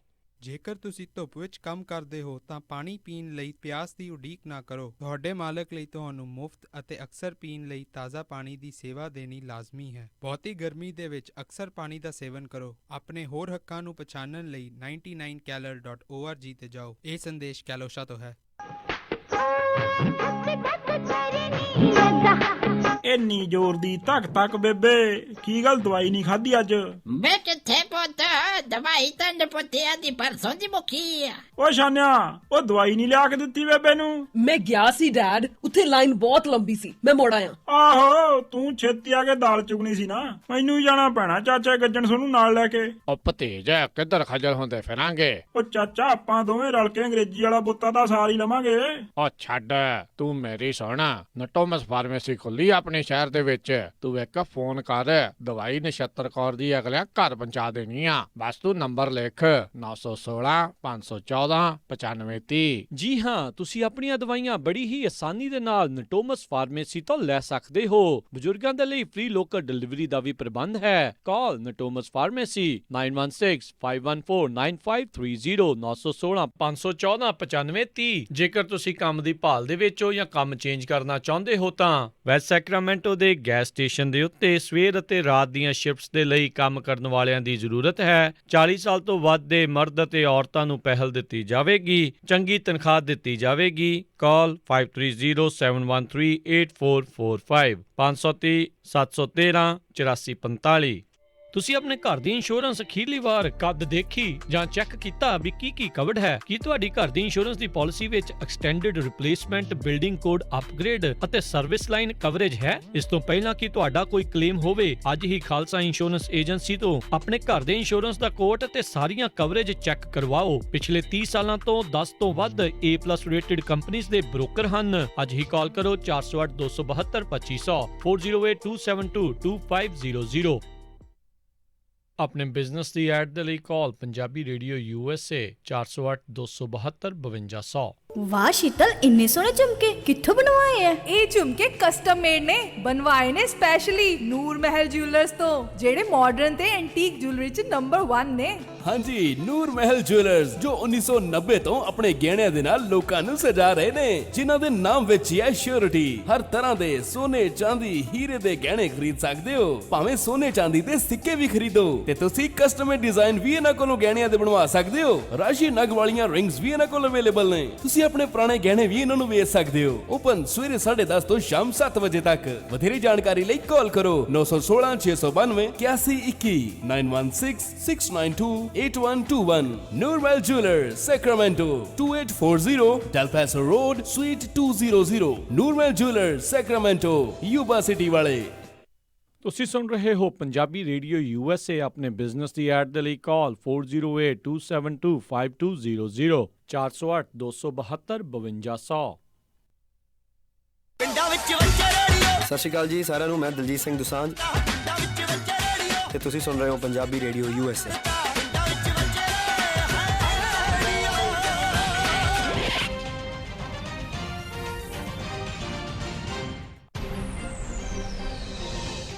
ਪੰਜਾਬੀ ਰੇਡੀਓ USA ਸੁਣ ਰਹੇ ਸਾਰੇ ਸਰੋਤਿਆਂ ਨੂੰ ਇੱਕ ਵਾਰੀ ਫੇਰ ਨਿੱਘੀ ਜੀ ਆਇਆਂ ਨੂੰ। ਸਭ ਦਾ ਸਵਾਗਤ ਹੈ। ਸਰੋਤੇ ਪ੍ਰੋਗਰਾਮ ਚੱਲ ਰਿਹਾ ਜੀ ਆਪਣਾ ਇਸ ਮੌਕੇ ਖਬਰ ਤੇ ਨਜ਼ਰ। ਮਿੰਟੂ ਜੀ ਆਇਆਂ ਨੂੰ ਸਵਾਗਤ ਹੈ ਇੱਕ ਵਾਰੀ ਫੇਰ। ਸਤਿ ਸ਼੍ਰੀ ਅਕਾਲ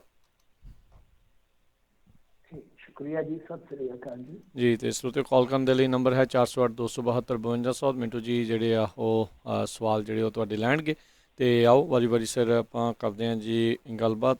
ਜੁੜੇ ਨੇ ਜੀ ਆਪਣੇ ਨਾਲ ਜੱਸੀ ਗਿੱਲ। ਸਤਿ ਸ਼੍ਰੀ ਅਕਾਲ। ਹਾਂਜੀ ਰਾਜ ਦਖਨ ਜੀ ਤੇ ਮਿੰਟੂ ਜੀ ਸਤਿ ਸ਼੍ਰੀ ਅਕਾਲ। ਸਤਿ ਸ਼੍ਰੀ ਅਕਾਲ। ਆਪਣਾ ਮਿੰਟੂ ਜੀ ਮੈਂ ਇਹ ਪੁੱਛਣਾ ਸੀਗਾ ਵੀ ਆਪਣੇ ਪੰਜਾਬ ਵਾਲੇ ਕਿੰਨਾ ਕੁ ਚਿਰ ਦਿੱਲੀ ਵਾਲਿਆਂ ਦੇ ਮੂੰਹ ਮਲੀ ਦੇਖੀ ਜਾਣਗੇ। ਹਾਂਜੀ, ਭਗਵੰਤ ਮਾਨ ਵਿਚਾਰਾ ਮੂੰਹ ਬਣਾ ਕੇ ਬੈਠਾ ਸੀਗਾ ਜੋ ਕੇਜਰੀਵਾਲ ਆਇਆ, ਜਾਂ ਕਾਂਗਰਸ ਵਾਲੇ ਦੇਖੋ ਦਿੱਲੀ ਜਾ ਕੇ ਉਹਨਾਂ ਨੂੰ ਕੋਈ ਫੈਸਲਾ ਦਿੱਲੀ ਤੋਂ ਆਉਂਦਾ ਤੇ ਉੱਧਰ ਦਾ ਅਕਾਲੀ ਤੁਹਾਨੂੰ ਪਤਾ ਹੀ ਉਹ ਵੀ BJP ਨਾਲ ਰਲੇ ਹੋਏ ਆ ਜਾਂ ਕਿੰਨਾ ਵੀ ਆ, ਤੇ ਕਿੰਨਾ ਕੁ ਚਿਰ ਦੇਖਣਗੇ ਉਹਨਾਂ ਦੇ ਮੂੰਹ ਵੱਲ ਦੀ? ਬਸ ਇਹ ਕੁਐਸਚਨ ਹੈ। ਸਤਿ ਸ਼੍ਰੀ ਅਕਾਲ ਜੀ। ਦੇਖੋ, ਜੇ ਤਾਂ ਤੁਸੀਂ ਗੱਲ ਕਰਦੇ ਹੋ ਪਾਰਟੀ ਬਣਾਉਣ ਦੀ, ਤਾਂ ਪਾਰਟੀ ਇੱਥੇ ਉਹ ਬਣੇਗੀ ਜਿਹੜੀ ਹੁਣ ਕਹਿ ਲਓ ਕਿ ਇੱਕ ਪੰਜਾਬੀਅਤ ਦੀ ਪਾਰਟੀ ਹੋਏਗੀ। ਉਹੀ ਕਾਮਯਾਬ ਹੋ ਸਕਦੀ ਅੱਗੇ ਜਾ ਕੇ। ਕਿਉਂਕਿ ਦਲਿਤ ਭਾਈਚਾਰਾ, SC ਭਾਈਚਾਰਾ ਸਾਡਾ ਜਿਹੜਾ ਉਹ ਕਾਫੀ ਹੁਣ ਐਡਵਾਂਸ ਹੈ। ਉਹਨਾਂ ਨੂੰ ਨਾਲ ਤੁਹਾਨੂੰ ਤੋਰਨਾ ਹੀ ਪਏਗਾ। ਤੁਸੀਂ ਉਹਨਾਂ ਤੋਂ ਬਗੈਰ ਕੁਛ ਨਹੀਂ ਕਰ ਸਕੋਗੇ ਜੇ ਪੋਲੀਟੀਕਲੀ ਕੋਈ ਬਦਲਾਅ ਲਿਆਉਣਾ। ਤੁਹਾਨੂੰ ਹਿੰਦੂ ਭਾਈਚਾਰਾ, ਕਿਉਂਕਿ ਉਹਨਾਂ ਦੀ ਵੋਟ ਦੇਖ ਲਓ 38-40% ਚੱਲ ਰਹੀ ਹੈ, ਤੁਹਾਨੂੰ ਉਹ ਲੈਣਾ ਹੀ ਪਏਗਾ ਨਾਲ। ਸੋ ਜੇ ਤਾਂ ਕੋਈ ਨਰੋਲ ਪੋਲੀਟੀਕਲ ਬਦਲਾਅ ਆਉਣਾ ਹੈ ਤੇ ਖੇਤਰੀ ਪਾਰਟੀ ਕੰਮ ਕਰੇ, ਉਹਦੇ ਵਾਸਤੇ ਇਸ ਤਰ੍ਹਾਂ ਦੀਆਂ ਸਾਨੂੰ ਕਹਿ ਲਓ ਕਿ ਪਰੰਪਰਾਵਾਂ ਤੋੜਨੀਆਂ ਪੈਣਗੀਆਂ ਜਿੱਦਾਂ ਦੀਆਂ ਅੱਜ ਇਹਨਾਂ ਨੇ ਪਾਈਆਂ ਹੋਈਆਂ ਨੇ। ਸੋ ਇਸ ਕਰਕੇ ਇੱਕ ਚੀਜ਼ ਇਹ ਗੱਲ ਜਿਹੜੀ ਆ ਉਹ ਤੁਸੀਂ ਕੰਧ ਤੇ ਲਿਖਿਆ ਸੱਚ ਹੀ ਸਮਝ ਲਓ ਕਿ ਕੋਈ ਵੀ ਆ ਜਾਵੇ ਇੱਥੇ ਉਹਨਾਂ ਚਿਰ ਹੁਣ ਬਦਲ ਨਹੀਂ ਤਿਆਰ ਹੋਣਾ, ਇੱਕ ਸਟਰੋਂਗ ਫਰੰਟ ਤਿਆਰ ਨਹੀਂ ਹੋਣਾ ਜਦ ਤੱਕ ਇਹ ਤਿੰਨ ਜਿਹੜੇ ਹੈ ਆਪਾਂ ਦੇਖ ਲਈਏ ਖਾਸ ਤੌਰ ਤੇ ਸਿੱਖ ਭਾਈਚਾਰਾ ਜਾਂ ਐਸੀ ਭਾਈਚਾਰਾ ਔਰ ਹਿੰਦੂ ਭਾਈਚਾਰਾ, ਇਹ ਤਿੰਨੇ ਇਕੱਠੇ ਨਹੀਂ ਹੁੰਦੇ, ਤਾਂ ਤਿੰਨਾਂ ਨੂੰ ਇੱਕ ਬਰਾਬਰ ਤੇ ਜਾ ਕੇ ਆਪਾਂ ਪੋਲੀਟੀਕਲੀ ਕਹਿ ਲਓ ਕਿ ਉਹਨਾਂ ਨੂੰ ਸਪੇਸ ਨਹੀਂ ਦਿੰਦੇ ਇੱਕ ਮੰਚ ਦੇ ਵਿੱਚ। ਤਾਂ ਇਹ ਜ਼ਰੂਰ ਸਾਨੂੰ ਮੱਦੇ ਨਜ਼ਰ ਰੱਖਣਾ ਚਾਹੀਦਾ। ਦੂਜੀ ਚੀਜ਼ ਕਿ ਭਗਵੰਤ ਮਾਨ ਹੀ ਇਹਨਾਂ ਦਾ, ਮੈਨੂੰ ਜੋ ਲੱਗਦਾ, ਹੋ ਸਕਦਾ ਮੈਂ ਗਲਤ ਹੋਵਾਂ, ਭਗਵੰਤ ਮਾਨ ਹੀ ਇਹਨਾਂ ਦਾ CM ਚੀਜ਼ ਹੋਏਗਾ। ਇਹਨਾਂ ਨੂੰ ਇਸ ਕਰਕੇ ਮੱਤ ਆਈ ਹੈ ਕਿਉਂਕਿ ਪਿਛਲੀ ਵਾਰੀ ਇਹਨਾਂ ਨੇ ਬਹੁਤ ਘਾਟੇ ਖੱਟੇ ਸੀਗੇ। ਇਹਨਾਂ ਨੂੰ ਪਤਾ ਕਿ ਟਿਕਟਾਂ ਜੇ ਅਸੀਂ ਬਾਅਦ 'ਚ ਵੰਡੀਆਂ ਰੌਲਾ ਬਹੁਤ ਪਏਗਾ, ਟਿਕਟਾਂ ਪਹਿਲਾਂ ਵੰਡਾਂਗੇ, CM ਦਾ ਫੇਸ ਫੇਰ ਐਲਾਨਾਂਗੇ। ਜੀ ਜੀ। ਉੱਦਾਂ ਵੈਸੇ ਕੀ ਇਕੱਲਾ ਪੰਜਾਬ ਦੇ ਵਿੱਚ ਹੀ ਆ ਜਾਂ ਬਾਕੀ ਸੂਬਿਆਂ ਦੇ ਵਿੱਚ ਵੀ ਸਾਰੀਆਂ ਹੀ ਪਾਰਟੀਆਂ ਦੀ ਮੋਸਟਲੀ ਜਿਹੜੀ ਅਟੇਕ ਦਿੱਲੀ ਵੱਲ ਨੂੰ ਰਹਿੰਦੀ ਹੈ? ਨਹੀਂ ਦੇਖੋ, ਖੇਤਰੀ ਪਾਰਟੀਆਂ ਤੇ ਜਿਹੜੀ ਖੇਤਰੀ ਪਾਰਟੀ ਉਹਦੀ ਤੇ ਕਾਹਦੀ ਟੇਕ ਦਿੱਲੀ ਤੇ, ਹੁਣ ਜਿੱਦਾਂ ਚੌਟਾਲੇ ਆ, ਇਨੈਲੋ ਵਾਲੇ ਆ, ਉਹਨਾਂ ਦੀ ਕਾਹਦੀ ਟੇਕ ਆ, ਉਹ ਤਾਂ ਆਪਣੇ ਆਪ ਦਾ ਹੀ ਚਲਾਉਣਗੇ। ਫਿਰ ਜਿਹੜੇ ਆਂਧਰਾ ਵਾਲੇ ਆ, ਰੈਡੀ ਜਿਹੜੇ ਇਸ ਟਾਈਮ ਰਾਜ ਕਰ ਰਹੇ ਆ, ਤੇ ਜਿਹੜੇ ਆ ਇਨੈਲੋ ਨਾਲੋਂ ਟੁੱਟੇ JJP ਵਾਲੇ, ਇਹ ਵੀ ਤਾਂ ਖੇਤਰੀ ਪਾਰਟੀ ਬਣੀ ਆ, ਪਰ ਉਹ ਰਲ ਗਏ ਭਾਰਤੀ ਜਨਤਾ ਪਾਰਟੀ ਨਾਲ, ਉਹਨਾਂ ਨੇ ਬਾਅਦ ਚ ਅਲਾਇੰਸ ਕਰ ਲਿਆ। ਜਿਹੜੇ ਰੈਡੀ ਨੇ, ਰੈਡੀ ਉਹ ਆਂਧਰਾ ਪ੍ਰਦੇਸ਼ ਦੇ ਵਿੱਚ ਆਪਣੇ ਪੱਧਰ ਤੇ ਇਲੈਕਸ਼ਨ ਜਿੱਤੇ ਨੇ, ਬੜੀ ਵੱਡਾ ਉਹਨਾਂ ਨੇ ਕਹਿ ਲਈਏ ਕਿ ਮੈਂਡੇਟ ਹਾਸਲ ਕੀਤਾ ਵਾ। ਸੋ ਜ਼ਰੂਰੀ ਨਹੀਂ ਹੈ ਕਿ ਕੋਈ ਦਿੱਲੀ ਤੋਂ ਹੀ ਪਾਰਟੀ ਚੱਲੇ, ਆਪਦੀ ਖੇਤਰੀ ਪਾਰਟੀ ਬਣਾਈ ਜਾ ਸਕਦੀ ਹੈ। ਆਪਦੀ ਪਾਰਟੀ ਸੀ ਅੱਗੇ ਸਿੱਖਾਂ ਕੋਲ, ਅਕਾਲੀ ਦਲ ਆਪਦੀ ਪਾਰਟੀ ਸੀ, ਉਹ ਤਾਂ ਉਹਨਾਂ ਦੀ ਕਹਿ ਲਓ ਕਿ ਉਸ ਟਾਈਮ ਗਲਤੀ ਸੀ ਕਿ ਜਿਸ ਟਾਈਮ ਉਹਨਾਂ ਨੇ ਆਪਣੀ ਸਿਧਾਂਤਕ ਪਹੁੰਚ ਨੂੰ ਦਰਕਿਨਾਰ ਕਰਕੇ ਇਹਨਾਂ ਦੇ ਨਾਲ ਸਮਝੌਤਾ ਕੀਤਾ, ਪਰ ਉਹਨਾਂ ਨੂੰ ਉਸ ਵੇਲੇ ਦੀ ਜ਼ਰੂਰਤ ਹੋ ਸਕਦੀ ਹੈ। ਉਹ ਅੱਜ ਇਹ ਕਹਿੰਦੇ ਕਿ ਨਹੀਂ, ਹਿੰਦੂ ਸਿੱਖ ਦੀ ਏਕਤਾ ਵਾਸਤੇ ਸਾਡਾ ਅਲਾਇੰਸ ਬਹੁਤ ਲਾਜ਼ਮੀ ਸੀ, ਪਰ ਪਾਰਟੀ ਜਿਹੜੀ ਹੈ ਨਰੋਲ ਸਿੱਖਾਂ ਦੀ ਜਾਂ ਪਹਿਲੀ ਪੰਜਾਬੀਆਂ ਦੀ ਪਾਰਟੀ ਵੀ ਕਹਿ ਲਓ ਆਪਾਂ, ਕਾਂਗਰਸ ਤੋਂ ਬਾਅਦ ਦੀ ਦੂਜੀ ਪੁਰਾਣੀ ਪਾਰਟੀ ਦੇਖਦੇ ਹਾਂ ਤਾਂ ਅਕਾਲੀ ਹੈ। ਜੇ ਪੰਜਾਬੀ ਪਾਰਟੀ ਖੇਤਰੀ ਪਾਰਟੀ ਦੇਖਦੇ ਆ ਤਾਂ ਫਿਰ ਅਕਾਲੀ ਨੂੰ ਹੀ ਨਿਕਲਦੇ ਨੇ, ਤਾਂ ਉਸ ਤੋਂ ਬਾਅਦ ਕਾਮਰੇਡ ਆ ਜਾਂਦੇ ਨੇ, ਸੋਸ਼ਲਿਸਟ ਵਗੈਰਾ, ਤੇ ਹੁਣ ਤੁਹਾਨੂੰ ਪਤਾ ਹੀ ਉਹ ਪਾਰਟੀਆਂ ਤੇ ਰਹੀਆਂ ਨਹੀਂ। ਸੋ ਕਹਿਣ ਦਾ ਮਤਲਬ ਇਹੋ ਆ ਕਿ ਇਹ ਨਹੀਂ ਹੈ ਕਿ ਸਾਰੀਆਂ ਦਿੱਲੀ ਤੋਂ ਹੀ ਚੱਲਦੀਆਂ, ਹਰੇਕ ਬੰਦੇ ਦਾ ਆਪਣਾ ਇੱਥੇ ਆਧਾਰ ਹੁੰਦਾ, ਪਰ ਰੌਲਾ ਉਦੋਂ ਪੈਂਦਾ ਜਦੋਂ ਦਿੱਲੀ ਸਰਕਾਰ ਜਿਹੜੀ ਹੈ ਉਹ ਤੁਹਾਨੂੰ ਚੱਲਣ ਨਹੀਂ ਦਿੰਦੀ।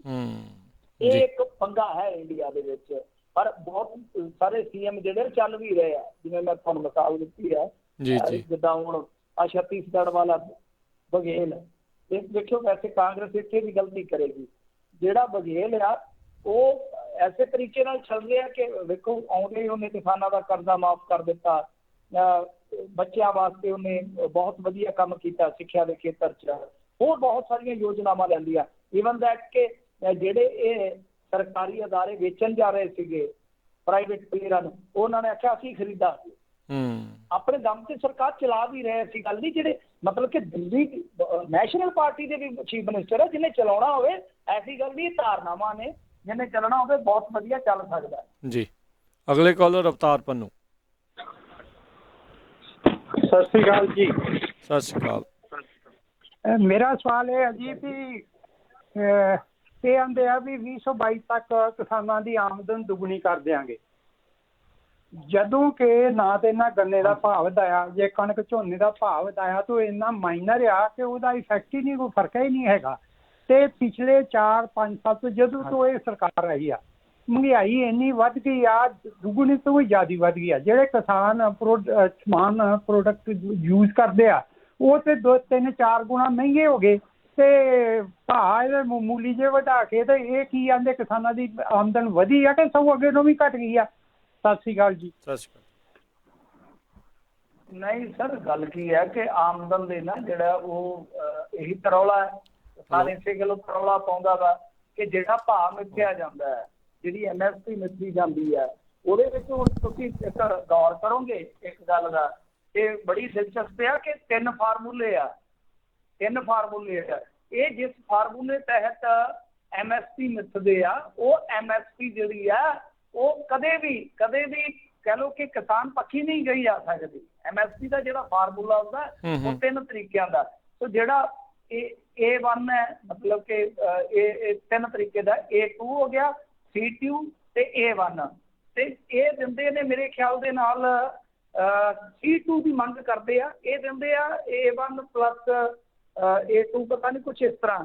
ਜੇ C2 ਦੇ ਤਹਿਤ ਦੇਣਗੇ ਤਾਂ ਮੇਰੇ ਖਿਆਲ ਦੇ ਨਾਲ ਜਿੱਦਾਂ ਫੈਮਿਲੀ ਲੇਬਰਿੰਗ ਵਗੈਰਾ ਆ ਜਾਂਦੀ ਹੈ, ਉਹ ਜੇ ਦੇਣ ਤਾਂ ਫਿਰ ਬਹੁਤ ਵਧੀਆ ਨਾ, ਜਿਹਦਾ ਵਿੱਚ ਫਾਰਮੂਲਾ ਹੁਣ ਮੈਨੂੰ ਐਗਜ਼ੈਕਟ ਪਤਾ ਨਹੀਂ, ਮੈਂ ਸ਼ਾਇਦ ਰਲ ਗੱਡ ਨਾ ਕਰ ਰਿਹਾ ਹਾਂ, ਉਹਦੇ ਲਈ ਮਾਫੀ, ਕਿ ਜੇ ਉਸ ਫਾਰਮੂਲੇ ਦੇ ਤਹਿਤ ਆ ਜਾਣ ਕਿ ਤੁਸੀਂ ਜ਼ਮੀਨ ਠੇਕੇ ਤੇ ਲਈ ਉਹ ਵੀ ਵਿੱਚ ਕਾਊਂਟ ਕਰੋ, ਜੇ ਤੁਸੀਂ ਕਰਜ਼ਾ ਚੁੱਕਿਆ ਵਾ ਤਾਂ ਉਹਦੀ ਵਿਆਜ ਵੀ ਵਿੱਚ ਇਨਕਲੂਡ ਕਰੋ, ਜੇ ਮੰਨ ਲਓ ਜਿਵੇਂ ਹੁਣ ਇਹ ਕੈਲਕੂਲੇਟ ਕਰਦੇ ਆ, ਇਹ ਉਹ ਤੁਹਾਡੀ ਲੇਬਰਿੰਗ ਜਿਹੜੀ ਆ ਉਸ ਸਮੇਂ ਦੀ ਉਹ ਮਿੱਥੂ ਦੇ ਵਿੱਚ ਜਿਸ ਸਮੇਂ ਤੁਸੀਂ ਖੇਤ 'ਚ ਕੰਮ ਕਰ ਰਹੇ ਹੋਗੇ।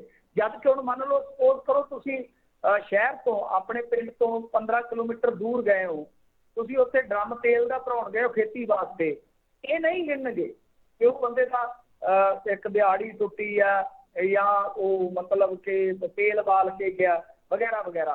ਸੋ ਇਹਨਾਂ ਦਾ ਫਾਰਮੂਲਾ ਜਿਹੜਾ ਕੈਲਕੂਲੇਸ਼ਨ ਵਾਲਾ ਕਿਸੇ ਦਿਨ ਡਿਟੇਲ ਨਾਲ ਗੱਲ ਕਰ ਲਾਂਗੇ, ਉਹ ਫਾਰਮੂਲਾ ਹੀ ਭਰਮ ਪਾਊਗਾ। ਜੀ ਅਗਲੇ ਕਾਲਰ ਜੋਗਾ ਸਿੰਘ ਜੀ, ਆਪਣੇ ਮਿੰਟੂ ਸਾਹਿਬ, ਹਾਂਜੀ ਸਤਿ ਸ਼੍ਰੀ ਅਕਾਲ। ਸਤਿ ਸ਼੍ਰੀ ਅਕਾਲ। ਮੇਰਾ ਸਵਾਲ ਇਹਨਾਂ ਇਹ ਕਹਿਣ ਦਾ ਮਤਲਬ ਹੈ, ਦੇਖੋ ਬੜੀਆਂ ਮਹਿੰਗੀਆਂ ਇਲੈਕਸ਼ਨ ਲੜੀਆਂ ਜਾਂਦੀਆਂ ਹੈਗੀਆਂ, ਇਲੈਕਸ਼ਨ ਲੜਨ ਤੋਂ ਬਾਅਦ ਕਹਿੰਦਾ ਜੇ ਫਿਰ ਸੈਸ਼ਨ ਦਾ 1 ਦਿਨ ਦਾ ਉਹਦੇ 2 ਦਿਨ ਦਾ ਤਿੰਨ ਜਾਂਦਾ ਜੀ, ਲੋਕਾਂ ਦੇ ਮਸਲੇ ਕਦੇ ਖੁੱਲ੍ਹਦੇ ਕਦੇ ਬਹਿਸ ਤਾਂ ਕਦੇ ਹੁੰਦੀ ਕੋਈ ਨਹੀਂ ਜੀ। ਇਹ ਜਿਹੜਾ ਸੈਸ਼ਨ ਦਾ ਟਾਈਮ ਕਰ ਕੀਤਾ ਜਾਂਦਾ ਜੀ, ਇਹ ਚੀਫ ਮਿਨਿਸਟਰ ਬਣਾ ਕਰਦਾ ਜੀ ਜਾਂ ਇੱਕ ਹੋਰ ਵੀ ਕਿਸੇ ਨੂੰ ਘਰ ਹੈ ਜੀ ਵੀ ਸੈਸ਼ਨ ਖੁੱਲ੍ਹ ਬਹਿਸ ਹੋਣੀ ਚਾਹੀਦੀ ਹੈ ਹਰੇਕ ਮਸਲੇ ਉੱਤੇ ਜੀ। ਕਿਹਦੇ ਅਧਿਕਾਰ ਖੇਤਰ 'ਚ ਆਉਂਦਾ ਜੀ ਇਹ ਵੀ ਸੈਸ਼ਨ ਸੱਦਣੇ? ਹਾਂਜੀ, ਸੈਸ਼ਨ ਤੇ ਦੇਖੋ ਸਰਕਾਰ ਹੀ ਬੁਲਾਉਂਦੀ ਹੈ, ਸੈਸ਼ਨ ਤੇ ਸਰਕਾਰ ਨੇ ਸੱਦਣਾ, ਸੈਸ਼ਨ ਇਹ ਤੇ ਹੈ ਨਹੀਂ ਕਿ ਆਪੋਜੀਸ਼ਨ ਨੇ ਸੱਦਣਾ। ਪਰ ਗੱਲ ਇਹ ਹੈ ਕਿ ਜਦੋਂ ਅਕਾਲੀ ਸੱਤਾ 'ਚ ਸੀ ਤੇ ਕਾਂਗਰਸੀ ਜਿਹੜੇ ਆ ਉਹ ਕਿਤੇ ਨਾ ਕਿਤੇ ਰੌਲਾ ਪਾਉਂਦੇ ਹੁੰਦੇ ਸੀ ਕਿ ਸੈਸ਼ਨ ਲੰਬਾ ਕਰੋ, ਸੈਸ਼ਨ ਲੰਬਾ ਕਰੋ, ਤੇ ਹੁਣ ਜਦੋਂ ਇਹ ਆ ਗਏ ਆ ਹੁਣ ਅਕਾਲੀ ਰੌਲਾ ਪਾਉਂਦੇ ਆ ਕਿ ਤੁਸੀਂ ਸੈਸ਼ਨ 1 ਅੱਧੇ ਦਿਨ 'ਚ ਨਿਬੇੜ ਦਿੰਦੇ ਹੋ। ਮੇਰਾ ਮੰਨਣਾ ਹੈ ਕਿ ਸਾਨੂੰ ਘੱਟੋ ਘੱਟ ਇੰਨਾ ਜ਼ਰੂਰ ਆਪਣੇ ਲੀਡਰਾਂ ਨੂੰ ਕਹਿਣਾ ਚਾਹੀਦਾ ਹੈ ਕਿ ਹਾਂ ਭਾਈ ਜਦੋਂ ਵੀ ਆਉਣਗੇ ਕਿ ਪਹਿਲਾਂ ਤਾਂ ਇਹ ਦੱਸੋ ਕਿ ਤੁਸੀਂ ਉੱਥੇ ਬੈਠਕਾਂ ਕਿੰਨੀਆਂ ਕਰੋਗੇ, ਜੇ ਸਰਕਾਰ 'ਚ ਆ ਜਾਓਗੇ ਤਾਂ ਤੁਹਾਡੀਆਂ ਬੈਠਕਾਂ ਕਿੰਨੀਆਂ ਆਉਣਗੀਆਂ 1 ਸਾਲ ਦੇ ਵਿੱਚ। ਤੇ ਮੇਰੇ ਖਿਆਲ ਦੇ ਨਾਲ ਘੱਟੋ ਘੱਟ ਕਿਸੇ ਟਾਈਮ ਸਾਡੀ ਪੰਜਾਬ ਦੇ ਵਿੱਚ ਬੈਠਕਾਂ ਦੀ ਗਿਣਤੀ ਬਹੁਤ ਸੀ, 80 ਤੋਂ ਲੈ ਕੇ ਮੇਰੇ ਖਿਆਲ ਦੇ ਨਾਲ 100 ਤੱਕ ਦੀ ਹੋਊਗੀ। ਅੱਜ ਸਾਡੀਆਂ ਬੈਠਕਾਂ ਦੀ ਗਿਣਤੀ ਕਈ ਇਸ ਤਰ੍ਹਾਂ ਦੇ ਵੀ ਸਾਲ ਗੁਜ਼ਰੇ ਆ ਜਿਨ੍ਹਾਂ 'ਚ 18 ਤੋਂ 30 ਦੇ ਦਰਮਿਆਨ ਰਹਿ ਜਾਂਦੀ ਹੈ। ਸੋ ਇਸ ਗੱਲ ਤੇ ਲੋਕ ਥੋੜਾ ਜਿਹਾ ਜ਼ੋਰ ਦੇਣ ਤੇ ਮਸਲਾ ਹੱਲ ਹੋ ਸਕਦਾ। ਕੋਈ ਵੱਡੀ ਗੱਲ ਨਹੀਂ, ਸਰਕਾਰ ਦੇ ਅਧਿਕਾਰ ਖੇਤਰ ਦੀ ਹੋਈ ਗੱਲ ਹੈ ਜੀ। ਅਗਲੀ ਕਾਲਰ ਸੁਰਿੰਦਰ ਗਿੱਲ। ਹਾਂਜੀ ਵੀਰ ਜੀ, ਮੇਰੀ ਵੱਲੋਂ ਸਾਰੇ ਭੈਣਾਂ ਭਰਾਵਾਂ ਨੂੰ ਸਤਿਕਾਰ ਭਰੀ ਸਤਿ ਸ਼੍ਰੀ ਅਕਾਲ ਜੀ। ਸਤਿ ਸ਼੍ਰੀ ਅਕਾਲ ਜੀ। ਮੈਂ ਭਾਜੀ ਹੁਣਾਂ ਤੋਂ ਇਹ ਪੁੱਛਣਾ ਚਾਹੁੰਦਾ ਹਾਂ ਜੀ ਵੀ ਜਿਹੜਾ ਉਹ ਇੰਦੌਰ ਦੇ ਵਿੱਚ ਆਪਣੇ ਉਹ ਚੂੜੀਆਂ ਵਾਲੇ ਦੇ ਨਾਲ ਇੱਦਾਂ ਕੁੱਟਮਾਰ ਹੋਈ ਸੀ, ਉਹਦੀ ਕੀ ਅਪਡੇਟ ਆ? ਤੇ ਨਾਲ ਇਹ ਵੀ ਮੈਂ ਗੱਲ ਕਰਦਾ ਵੀ ਉਸ ਗਵਰਨਰ ਨੂੰ ਅਸੀਂ ਕਿਸ ਸੋਚ ਜਾਂ ਕਿੰਨਾ ਸਿਆਣਾ ਗਿਣਾਂਗੇ ਜਿਹੜਾ ਇੱਕ ਉਸ ਹਿਮਾਚਲ ਨੂੰ ਦੇਖ ਕੇ ਸਾਰਾ ਕੁਝ ਪਤਾ ਹੋਣ ਦੇ ਬਾਵਜੂਦ ਤੇ ਉਹਦੇ ਉਹ ਸਾਰੀ ਕਹਾਣੀ ਨੂੰ ਕਾਊਂਟਰ ਕਰਨ ਲਈ ਉੱਤੇ ਇੰਨੇ ਬਿਲਕੁਲ ਬਹੂਦਾ ਦੇ ਕੇਸ ਉੱਤੇ ਉਹ ਮਤਲਬ ਦਾ ਕਰਾਉਂਦੇ ਆ, ਤੇ ਇਹਨੂੰ ਤੁਸੀਂ ਕਿਸ ਸੋਚ ਵਿੱਚ ਲੈਂਦੇ ਆ? ਚੰਗਾ ਵੀਰ ਜੀ, ਸਤਿ ਸ਼੍ਰੀ ਅਕਾਲ ਵੀਰ ਜੀ, ਇਕੱਠੇ ਹੋਣਾ ਮੇਰਾ ਵੀਰ।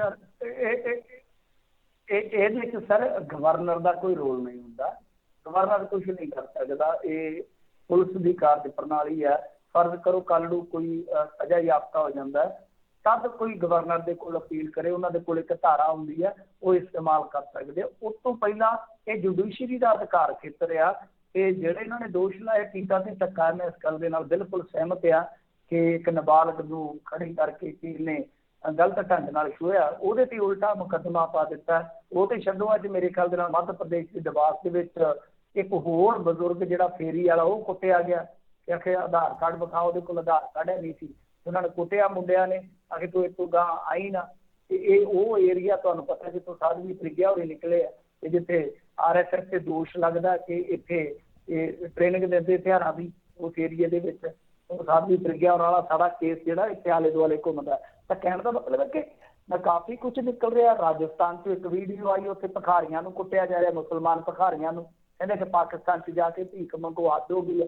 ਪਰ ਉੱਥੇ ਰਾਜਸਥਾਨ ਪੁਲਿਸ ਨੇ ਬਹੁਤ ਟਾਈਟ ਕੀਤੀ ਚੂੜੀ ਉਹਨਾਂ ਦੀ, ਨਾਲ ਦੀ ਨਾਲ ਚੱਕਿਆ, ਚੰਗਾ ਮੁਕੱਦਮਾ ਲਾਇਆ, ਠੋਕ ਦਿੱਤਾ। ਇੱਥੇ ਭਾਜਪਾ ਵਾਲੀਆਂ ਸਰਕਾਰਾਂ ਤੁਹਾਨੂੰ ਪਤਾ ਧੱਕਾ ਕਰ ਰਹੀਆਂ, ਪਰ ਕੋਈ ਗੱਲ ਨਹੀਂ ਹੈ, ਧੱਕੇ ਦਾ ਵੀ ਇੱਕ ਕਹਿ ਲਓ ਕਿ ਹੱਦ ਬੰਦਾ ਹੁੰਦਾ, ਹੱਦ ਬੰਦਾ ਛੇਤੀ ਆ ਜਾਏਗਾ। ਬਾਕੀ ਮੈਂ ਮਾੜਾ ਜਿਹਾ ਦੇਵਾਂ ਜਾਣਕਾਰੀ, ਇਹ ਜਿਹੜਾ ਦਿੰਦੇ ਆ ਫਾਰਮੂਲਾ ਉਹ ਦਿੰਦੇ ਆ A2+ ਮੇਰੇ ਖਿਆਲ ਦੇ ਨਾਲ FL, ਮਤਲਬ ਕਿ ਫੈਮਿਲੀ ਲੇਬਰਿੰਗ ਜਿੱਦਾਂ ਆ ਗਈ। ਤੇ ਜਿਹੜਾ ਚਾਹੀਦਾ ਕਿਸਾਨ ਨੂੰ ਉਹ C2 ਹੁੰਦਾ, ਜਿਹੜਾ ਮੈਂ ਤੁਹਾਨੂੰ ਜ਼ਿਕਰ ਕਰ ਚੁੱਕਿਆ। ਸੋ ਜਿਹੜਾ ਇਹ ਫਾਰਮੂਲਾ ਦੇ ਰਿਹਾ ਜਿਹਦੇ ਮੁਤਾਬਕ ਇਹ ਕੈਲਕੂਲੇਟ ਕਰਦੇ ਆ ਉਹ ਹੈ A2+ FL ਸ਼ਾਇਦ। ਠੀਕ ਹੈ ਜੀ। ਆਪਣੇ ਅਗਲੇ ਕਾਲਰ ਨੇ ਰਾਜ। ਹਾਂਜੀ, ਮਿੰਟੂ ਜੀ ਦੇ ਮੇਜ਼ਬਾਨ ਹੋਸਟ ਜੀ, ਸਤਿ ਸ੍ਰੀ ਅਕਾਲ ਜੀ। ਸਤਿ ਸ੍ਰੀ ਅਕਾਲ। ਹਾਂਜੀ ਮਿੰਟੂ ਜੀ, ਮੇਰਾ ਸਵਾਲ ਇਹ ਆ ਵੀ 17 ਦੇ ਵਿੱਚ ਜਿਸ ਤਰ੍ਹਾਂ ਆਮ ਆਦਮੀ ਪਾਰਟੀ ਇੱਕ ਤੀਜੇ ਬਦਲ ਦੇ ਬਿਲਕੁਲ ਨੇੜੇ ਆ ਗਈ ਸੀ, ਵੈਸੇ ਚਲੋ ਬਣ ਵੀ ਗਿਆ ਤੀਜਾ ਬਦਲ ਕਿਸੇ ਹੱਦ ਤੱਕ, ਔਰ ਜਿੱਡੀਆਂ ਉਹਨਾਂ ਨੇ ਗਲਤੀਆਂ ਕਰਕੇ ਆਪ ਦੀ ਜਿਹੜਾ ਮਤਲਬ ਕਿ ਖੁਦ ਜਿਵੇਂ ਬਣਦੀ ਸਰਕਾਰ ਡੇਗੀ, ਤੇ ਇਸ ਵਾਰ ਜਿਹੜਾ ਉਹਨਾਂ ਨੂੰ ਬਿਲਕੁਲ ਮੈਦਾਨ ਖਾਲੀ ਪਿਆ ਤੇ ਉਹ ਸੰਭਾਲ ਨਹੀਂ ਰਹੇ। ਇਹਦੇ ਤੋਂ ਇਹ ਭਾਵ ਨਹੀਂ ਨਿਕਲਦਾ ਵੀ ਇਹ ਜਿਹੜਾ ਕੇਜਰੀਵਾਲ ਆ ਕੋਈ ਇਹਨਾਂ ਦਾ ਹੀ ਮੇਨ ਪਾਰਟੀਆਂ ਜਿਹੜੀਆਂ ਉਹਨਾਂ ਦਾ ਕੋਈ ਪਲਾਂਟ ਕੀਤਾ ਹੋਇਆ ਬੰਦਾ ਵੀ ਤੀਜਾ ਬਦਲ ਇੱਥੇ ਬਣ ਹੀ ਨਹੀਂ ਦੇਣਾ, ਉਹੋ ਜਿਹੀਆਂ ਗਲਤੀਆਂ ਕਰਕੇ ਤੇ ਉਹਨੂੰ ਤਾਰਪੀਡੋ ਕਰ ਦੇਣਾ ਸਾਰਾ ਮਸਲਾ। ਕੁਛ ਇਸ ਤਰ੍ਹਾਂ ਨਹੀਂ ਲੱਗਦਾ ਤੁਹਾਨੂੰ? ਐਡਾ ਨਿਆਣਾ ਤਾਂ ਹੈ ਨਹੀਂ ਕੇਜਰੀਵਾਲ ਜੀ ਜਿਹੜਾ ਉਹਨੂੰ ਪਤਾ ਨਹੀਂ ਕੁਛ ਲੱਗਦਾ ਜੀ। ਫੋਨ ਨਾ ਕੱਟਿਓ ਜੀ।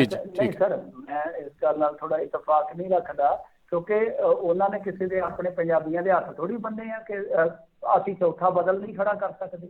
ਸਾਡੇ ਵਾਲਿਆਂ ਨੇ ਕੀ ਰੈਤਾ ਖਿਲਾਰਿਆ, ਇੱਧਰੋਂ ਭੱਜ ਕੇ ਟਕਸਾਲੀ ਹੋ ਗਏ, ਉੱਧਰੋਂ ਭੱਜ ਕੇ ਸੰਯੁਕਤ ਹੋ ਗਏ, ਉਸ ਤੋਂ ਬਾਅਦ ਉਹਦੇ ਤੋਂ ਵੀ ਮੁਕਤ ਹੋ ਗਏ, ਫਿਰ ਆਮ ਆਦਮੀ ਪਾਰਟੀ 'ਚ ਚੱਲ ਗਏ। ਸਾਨੂੰ ਸਾਰੇ ਤੇ ਚਲੀ ਜਾਂਦੇ ਨੇ ਉਹੀ ਜਿਹੜੇ 150 ਚਿਹਰੇ ਆ, ਇੱਧਰੋਂ ਉੱਧਰੋਂ ਐ ਹੋਈ ਜਾਂਦੇ ਆ। ਸੋ ਸਾਨੂੰ ਕਿਸੇ ਨੇ ਬੰਨਿਆ ਥੋੜੀ ਨਾ ਕਿ ਅਸੀਂ ਇੱਕ ਨਿਰੋਲ ਨਿੱਗਰ ਆਪਣੀ ਕੋਈ ਧਿਰ ਕੱਢ ਸਕੀਏ। ਇਹ ਤਾਂ ਸਾਡੀ ਫੇਲੀਅਰ ਆ ਨਾ। ਅਸੀਂ ਇਸ ਤਰ੍ਹਾਂ ਨਹੀਂ ਕੋਈ ਧੜਾ ਲਿਆ ਰਹੇ ਹਾਂ ਕਿ ਅਸੀਂ ਨਹੀਂ ਨੌਜਵਾਨ ਮੌਕਾ ਦੇਣਾ ਚਾਹੁੰਦੇ।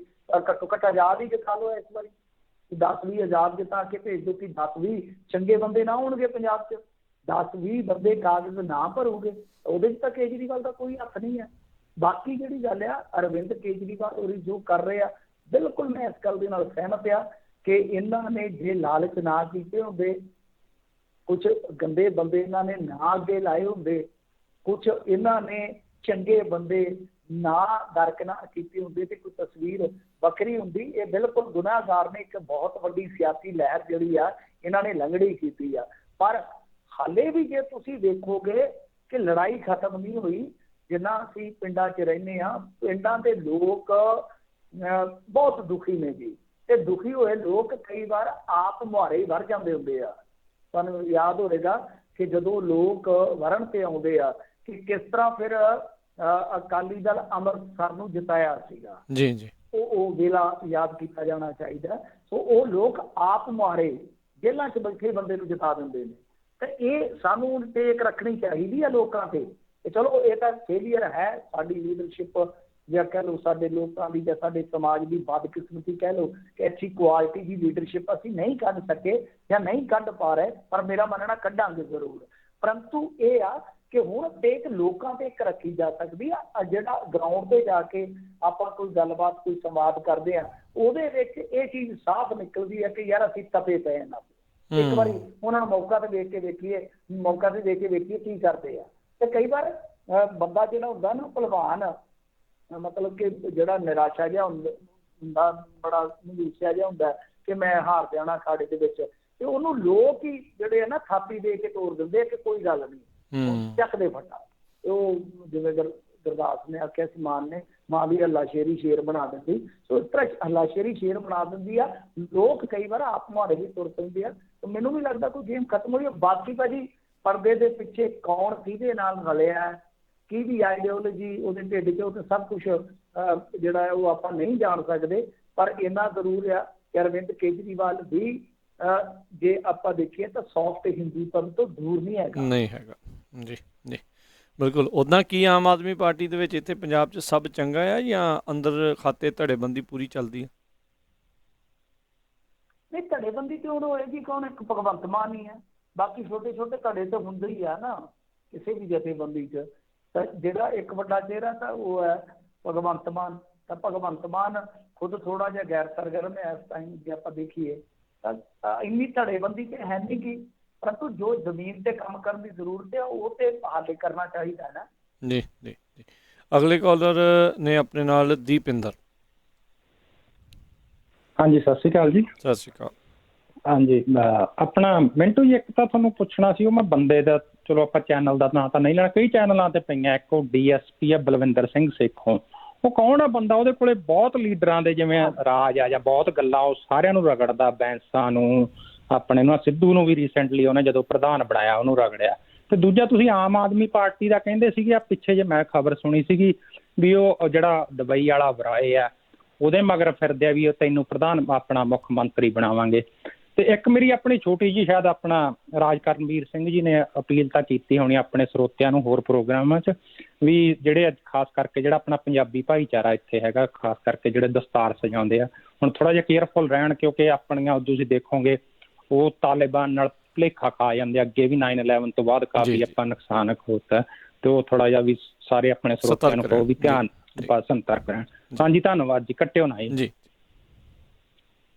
ਹਾਂ ਜੀ ਨਹੀਂ ਦੇਖੋ, ਹੁਣ ਇੱਕ ਚੀਜ਼ ਤਾਂ ਮੈਨੂੰ ਯਾਦ ਰਹਿ ਗਈ, ਤੁਸੀਂ 2-3 ਗੱਲਾਂ ਕੀਤੀਆਂ ਨੇ ਕਿ ਬਲਵਿੰਦਰ ਸੇਖੋਂ, ਦੇਖੋ ਬਲਵਿੰਦਰ ਸੇਖੋਂ ਉਹ DSP ਆ ਜਿਹਨੇ ਭਾਰਤ ਭੂਸ਼ਣ ਆਸ਼ੂ ਨੂੰ ਗ੍ਰੈਂਡ ਮੈਨਰ ਹੋਮਸ ਦੇ ਮਾਮਲੇ 'ਚ ਘੜੀਸ ਲਿਆ ਸੀ, ਤੇ ਬਾਅਦ ਦੇ ਵਿੱਚ ਨਵਜੋਤ ਸਿੱਧੂ ਉਹਦੇ ਪਿੱਛੇ ਨਹੀਂ ਖੜ ਸਕਿਆ, ਉਹਨੂੰ ਇਸ ਗੱਲ ਦਾ ਗਿਲਾ।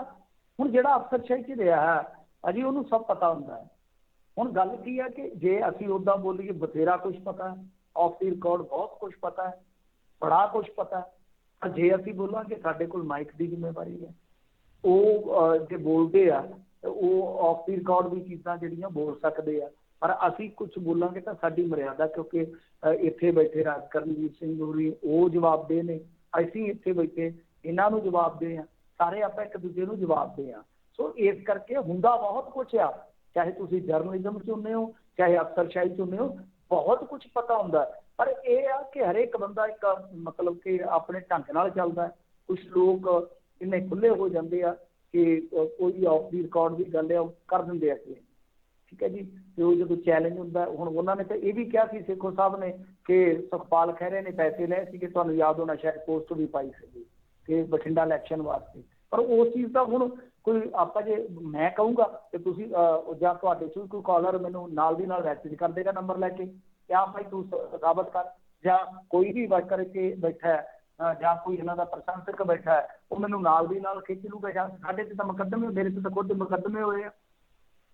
ਸੋ ਇਸ ਕਰਕੇ ਨਾਲ ਦੀ ਨਾਲ ਡੈਫਾਮੇਸ਼ਨ ਪੈ ਜਾਂਦਾ। ਉਹ ਕਿੱਦਾਂ ਕੰਮ ਕਰਦੇ ਭਾਜੀ ਮੈਨੂੰ ਨਹੀਂ ਪਤਾ, ਪਰ ਉਹ ਸਾਡੇ ਗੁਆਂਢੀ ਨੇ ਮਾਣੀ ਖੇੜੇ ਤੋਂ, ਜਿਹੜਾ ਪਿੰਡ ਗੁੱਗੂ ਗਿੱਲ ਹੋਰਾਂ ਦਾ, ਪਰ ਉਹ ਅਫਸਰਸ਼ਾਹੀ 'ਚ ਰਹੇ ਆ।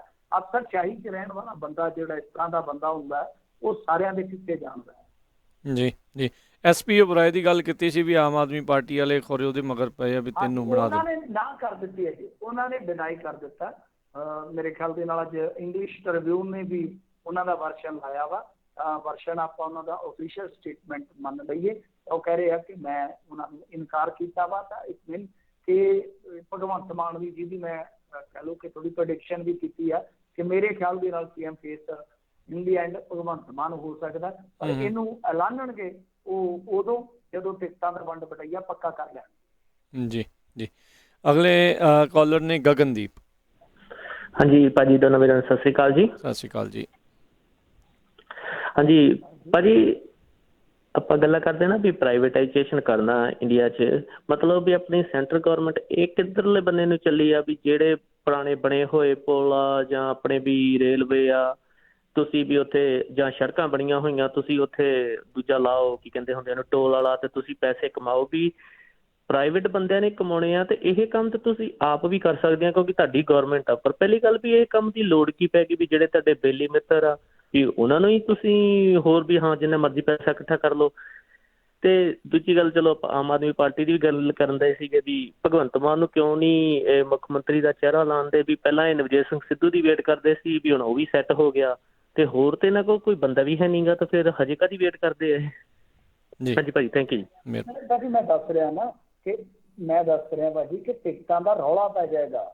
ਪਹਿਲਾਂ ਜੇ ਐਲਾਨ ਦੇ ਲਈਏ ਤਾਂ ਤੁਹਾਨੂੰ ਪਤਾ ਟਿਕਟਾਂ ਦੀ ਵੰਡ 'ਚ ਇਨਫਲੇਸ਼ਨ ਹੋ ਜਾਣਾ, ਇਨਫਲੇਸ਼ਨ ਤੁਹਾਨੂੰ ਪਤਾ ਜਿਹੜਾ ਦਖਲ ਹੁੰਦਾ ਜੀ ਇਨਫਲੂਐਂਸ, ਜਦੋਂ ਇਸ ਤਰ੍ਹਾਂ ਦਖਲ ਹੋਏਗਾ, ਹਾਂਜੀ ਇਨਫਲੇਸ਼ਨ ਕਹਿੰਦੇ ਆ, ਕੀ ਕਹਿੰਦੇ ਹੋ, ਇਨਫਲੂਐਂਸ, ਹਾਂਜੀ ਜੀ ਜੀ ਕੋਈ ਵੀ, ਹਾਂਜੀ ਉਹ ਵੱਧ ਜਾਏਗਾ, ਉਹ ਦਖਲ ਵੱਧ ਜਾਏਗਾ ਤਾਂ ਹੋਏਗਾ ਕੀ ਕਿ ਖਲਾਰਾ ਪਏਗਾ। ਤੁਸੀਂ ਸੋਚੋ ਜਿਹੜਾ ਸੀਐਮ ਦਾ ਚਿਹਰਾ ਹੋਏਗਾ ਉਹ ਕਹੇਗਾ ਨਹੀਂ ਕਿ ਇਹਨੂੰ ਟਿਕਟ ਇੱਥੋਂ ਦਿਓ, ਇਹਨੂੰ ਟਿਕਟ ਇੱਥੋਂ ਦਿਓ, ਮੈਂ ਬੰਦੇ ਜਿਤਾਉਣੇ ਆਪਣੇ, ਤਾਂ ਉਹ ਸਾਰੀ ਖੱਖੜੀ ਖਿਲਰ ਜਾਊਗੀ। ਇਹਨਾਂ ਦੀ ਇਹੀ ਸੋਚ ਆ, ਚਿਹਰਾ ਚਾਹੇ ਲੱਭ ਰਹੇ ਆ ਉਹਨੂੰ ਛੱਡ ਦਿਓ ਇੱਕ ਵਾਰੀ, ਪਰ ਇਹ ਚੀਜ਼ ਤੁਸੀਂ ਨੋਟ ਕਰਕੇ ਚੱਲੋ ਕਿ ਅੱਗੇ ਇਹਨਾਂ ਨੇ ਟਿਕਟਾਂ ਪਹਿਲਾਂ ਵੰਡੀਆਂ ਸਨ ਤਾਂ ਉਹਨਾਂ ਦਾ ਕੀ ਹਾਲ ਹੋਇਆ ਸੀਗਾ, ਨਾਲ ਦੀ ਨਾਲ ਟਿਕਟਾਂ ਵੇਚੇ, ਜਿਹਨੂੰ ਟਿਕਟ ਨਹੀਂ ਮਿਲੀ ਉਹਨੇ ਰੌਲਾ ਪਾਤਾ ਕਿ ਟਿਕਟ ਵੇਚੀ ਹੈ ਜੀ, ਵੇਚੀ ਜੀ, ਉੱਥੋਂ ਹੀ ਖੇਡ ਖਿਲਰਨੀ ਸ਼ੁਰੂ ਹੋ ਗਈ ਸੀ।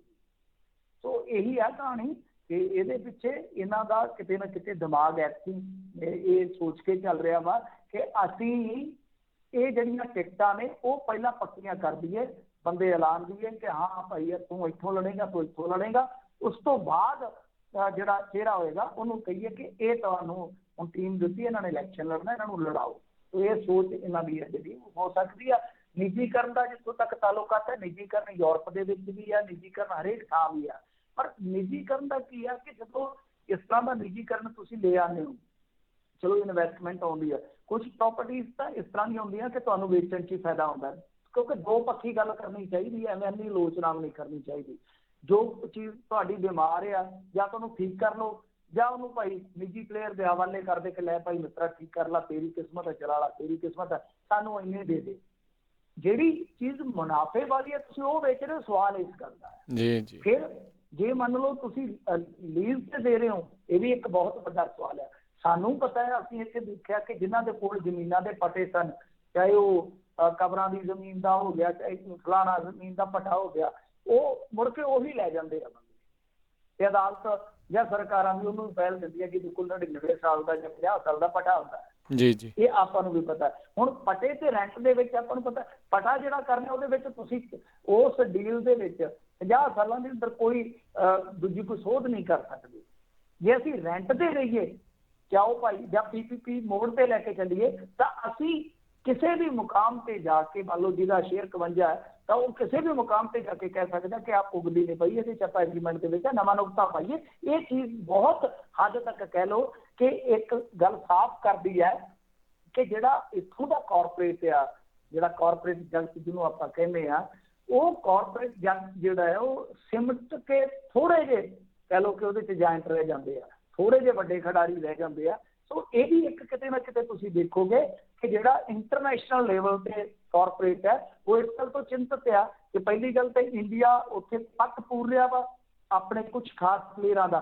ਦੂਜੀ ਚੀਜ਼ ਇਹ ਆ ਕਿ ਮੁਕਾਬਲੇਬਾਜ਼ੀ ਵੀ ਜੇ ਹੁੰਦੀ ਆ ਤਾਂ ਮੁਕਾਬਲੇਬਾਜ਼ੀ ਦੇ ਵਿੱਚ ਵੀ ਉਹਨਾਂ ਪਲੇਅਰਾਂ ਨੂੰ ਸਰਕਾਰ ਸਿੱਧੇ ਜਾਂ ਸਿੱਧੇ ਢੰਗ ਨਾਲ ਫਾਇਦਾ ਦੇ ਦਿੰਦੀ ਹੈ ਜਿਨ੍ਹਾਂ ਪਲੇਅਰਾਂ ਨੇ ਗੇਮ ਖੇਡ ਕੇ ਇਹਨਾਂ ਨੂੰ ਲਿਆਂਦਾ ਸੱਤਾ ਜੀ। ਅਗਲੇ ਕਾਲਰ ਜਗਬੀਰ। ਰਾਜਕਨਵੀਰ ਸਿੰਘ ਤੇ ਮਿੰਟੂ ਗੁਰਸਰ ਜੀ ਨੂੰ ਸਤਿ ਸ੍ਰੀ ਅਕਾਲ ਜੀ। ਸਤਿ ਸ੍ਰੀ ਅਕਾਲ ਜੀ।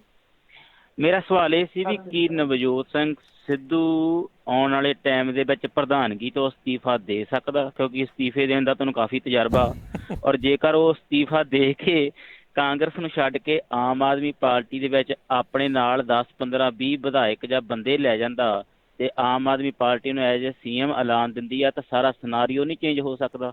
ਕਿਤੇ ਕੇਜਰੀਵਾਲ ਇਹ ਸਮੇਂ ਦੀ ਵੇਟ ਤਾਂ ਨਹੀਂ ਕਰ ਰਿਹਾ ਵੀ ਕੀ ਨਵਜੋਤ ਸਿੱਧੂ ਕਾਂਗਰਸ 'ਚ ਸੈੱਟ ਹੁੰਦਾ ਦੇਖ ਲਈਏ ਜਾਂ ਨਹੀਂ, ਕਿਉਂਕਿ ਪੈਰ ਲੱਗਦੇ ਦੀਦੇ ਨਹੀਂ ਮੈਨੂੰ ਜੀ। ਅਸਤੀਫਿਆਂ ਦਾ ਪ੍ਰਧਾਨ ਹੈ ਵੀ ਜੀ। ਹੁਣ ਮੇਰੇ ਖਿਆਲ ਦੇ ਨਾਲ, ਹਾਂਜੀ ਹੁਣ ਨਹੀਂ, ਮੇਰੇ ਖਿਆਲ ਦੇ ਨਾਲ ਦੇਖੋ ਸਿੱਧੂ ਦੀ ਤਾਂ ਉਹਨਾਂ ਨੂੰ ਵੇਟ ਇਸ ਟਾਈਮ ਨਹੀਂ ਹੈਗੀ, ਕਿਉਂਕਿ ਸਿੱਧੂ ਦੇ ਖਿਲਾਫ ਤਾਂ ਬਿਆਨਬਾਜ਼ੀ ਵੀ ਕਰ ਚੁੱਕੇ ਆ ਤੇ ਲੱਗਦਾ ਨਹੀਂ ਹੈ ਕਿ ਸਿੱਧੂ ਵੀ ਐਸੀ ਗਲਤੀ ਕਰੇਗਾ। ਤੇ ਮੈਨੂੰ ਨਹੀਂ ਲੱਗਦਾ ਕਿ ਵਿਧਾਇਕ ਉਹਦੇ ਨਾਲ ਆ ਜਾਣਗੇ।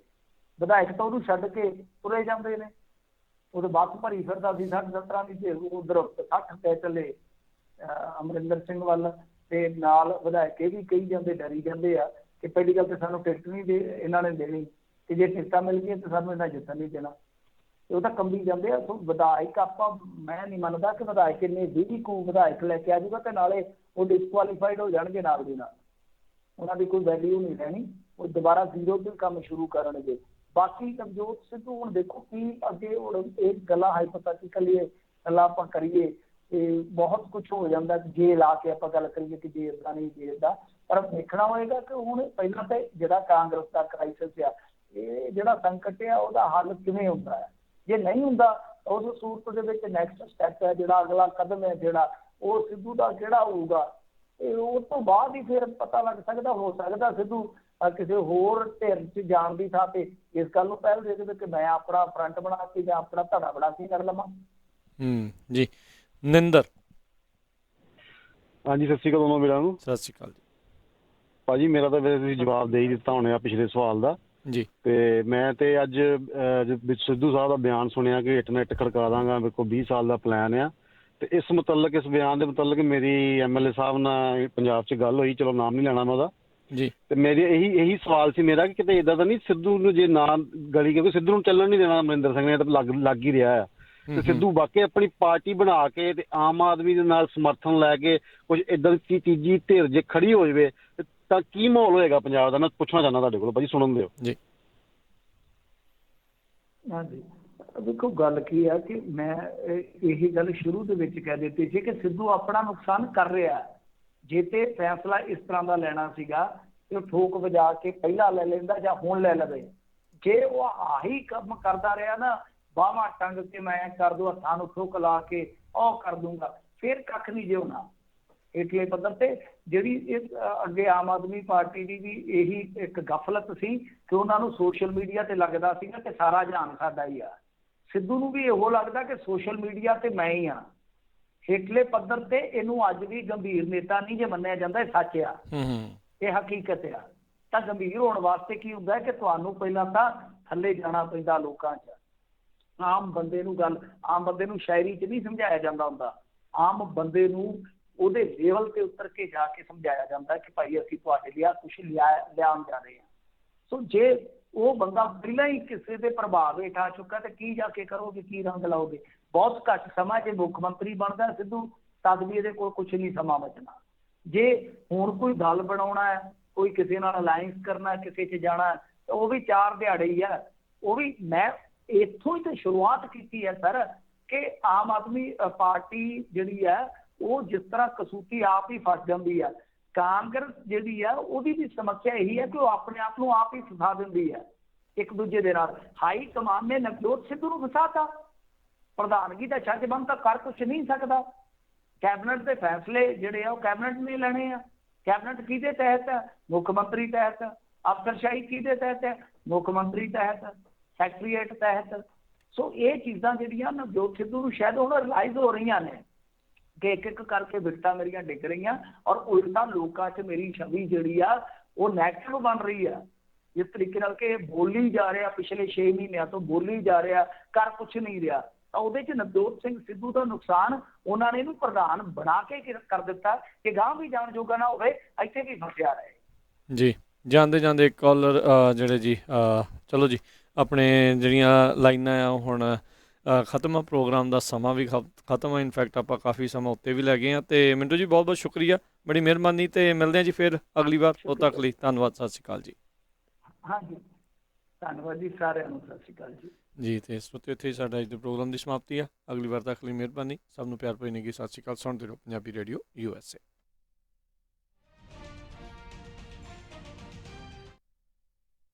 ਤੁਸੀਂ ਸੁਣ ਰਹੇ ਹੋ ਪੰਜਾਬੀ ਰੇਡੀਓ USA KWR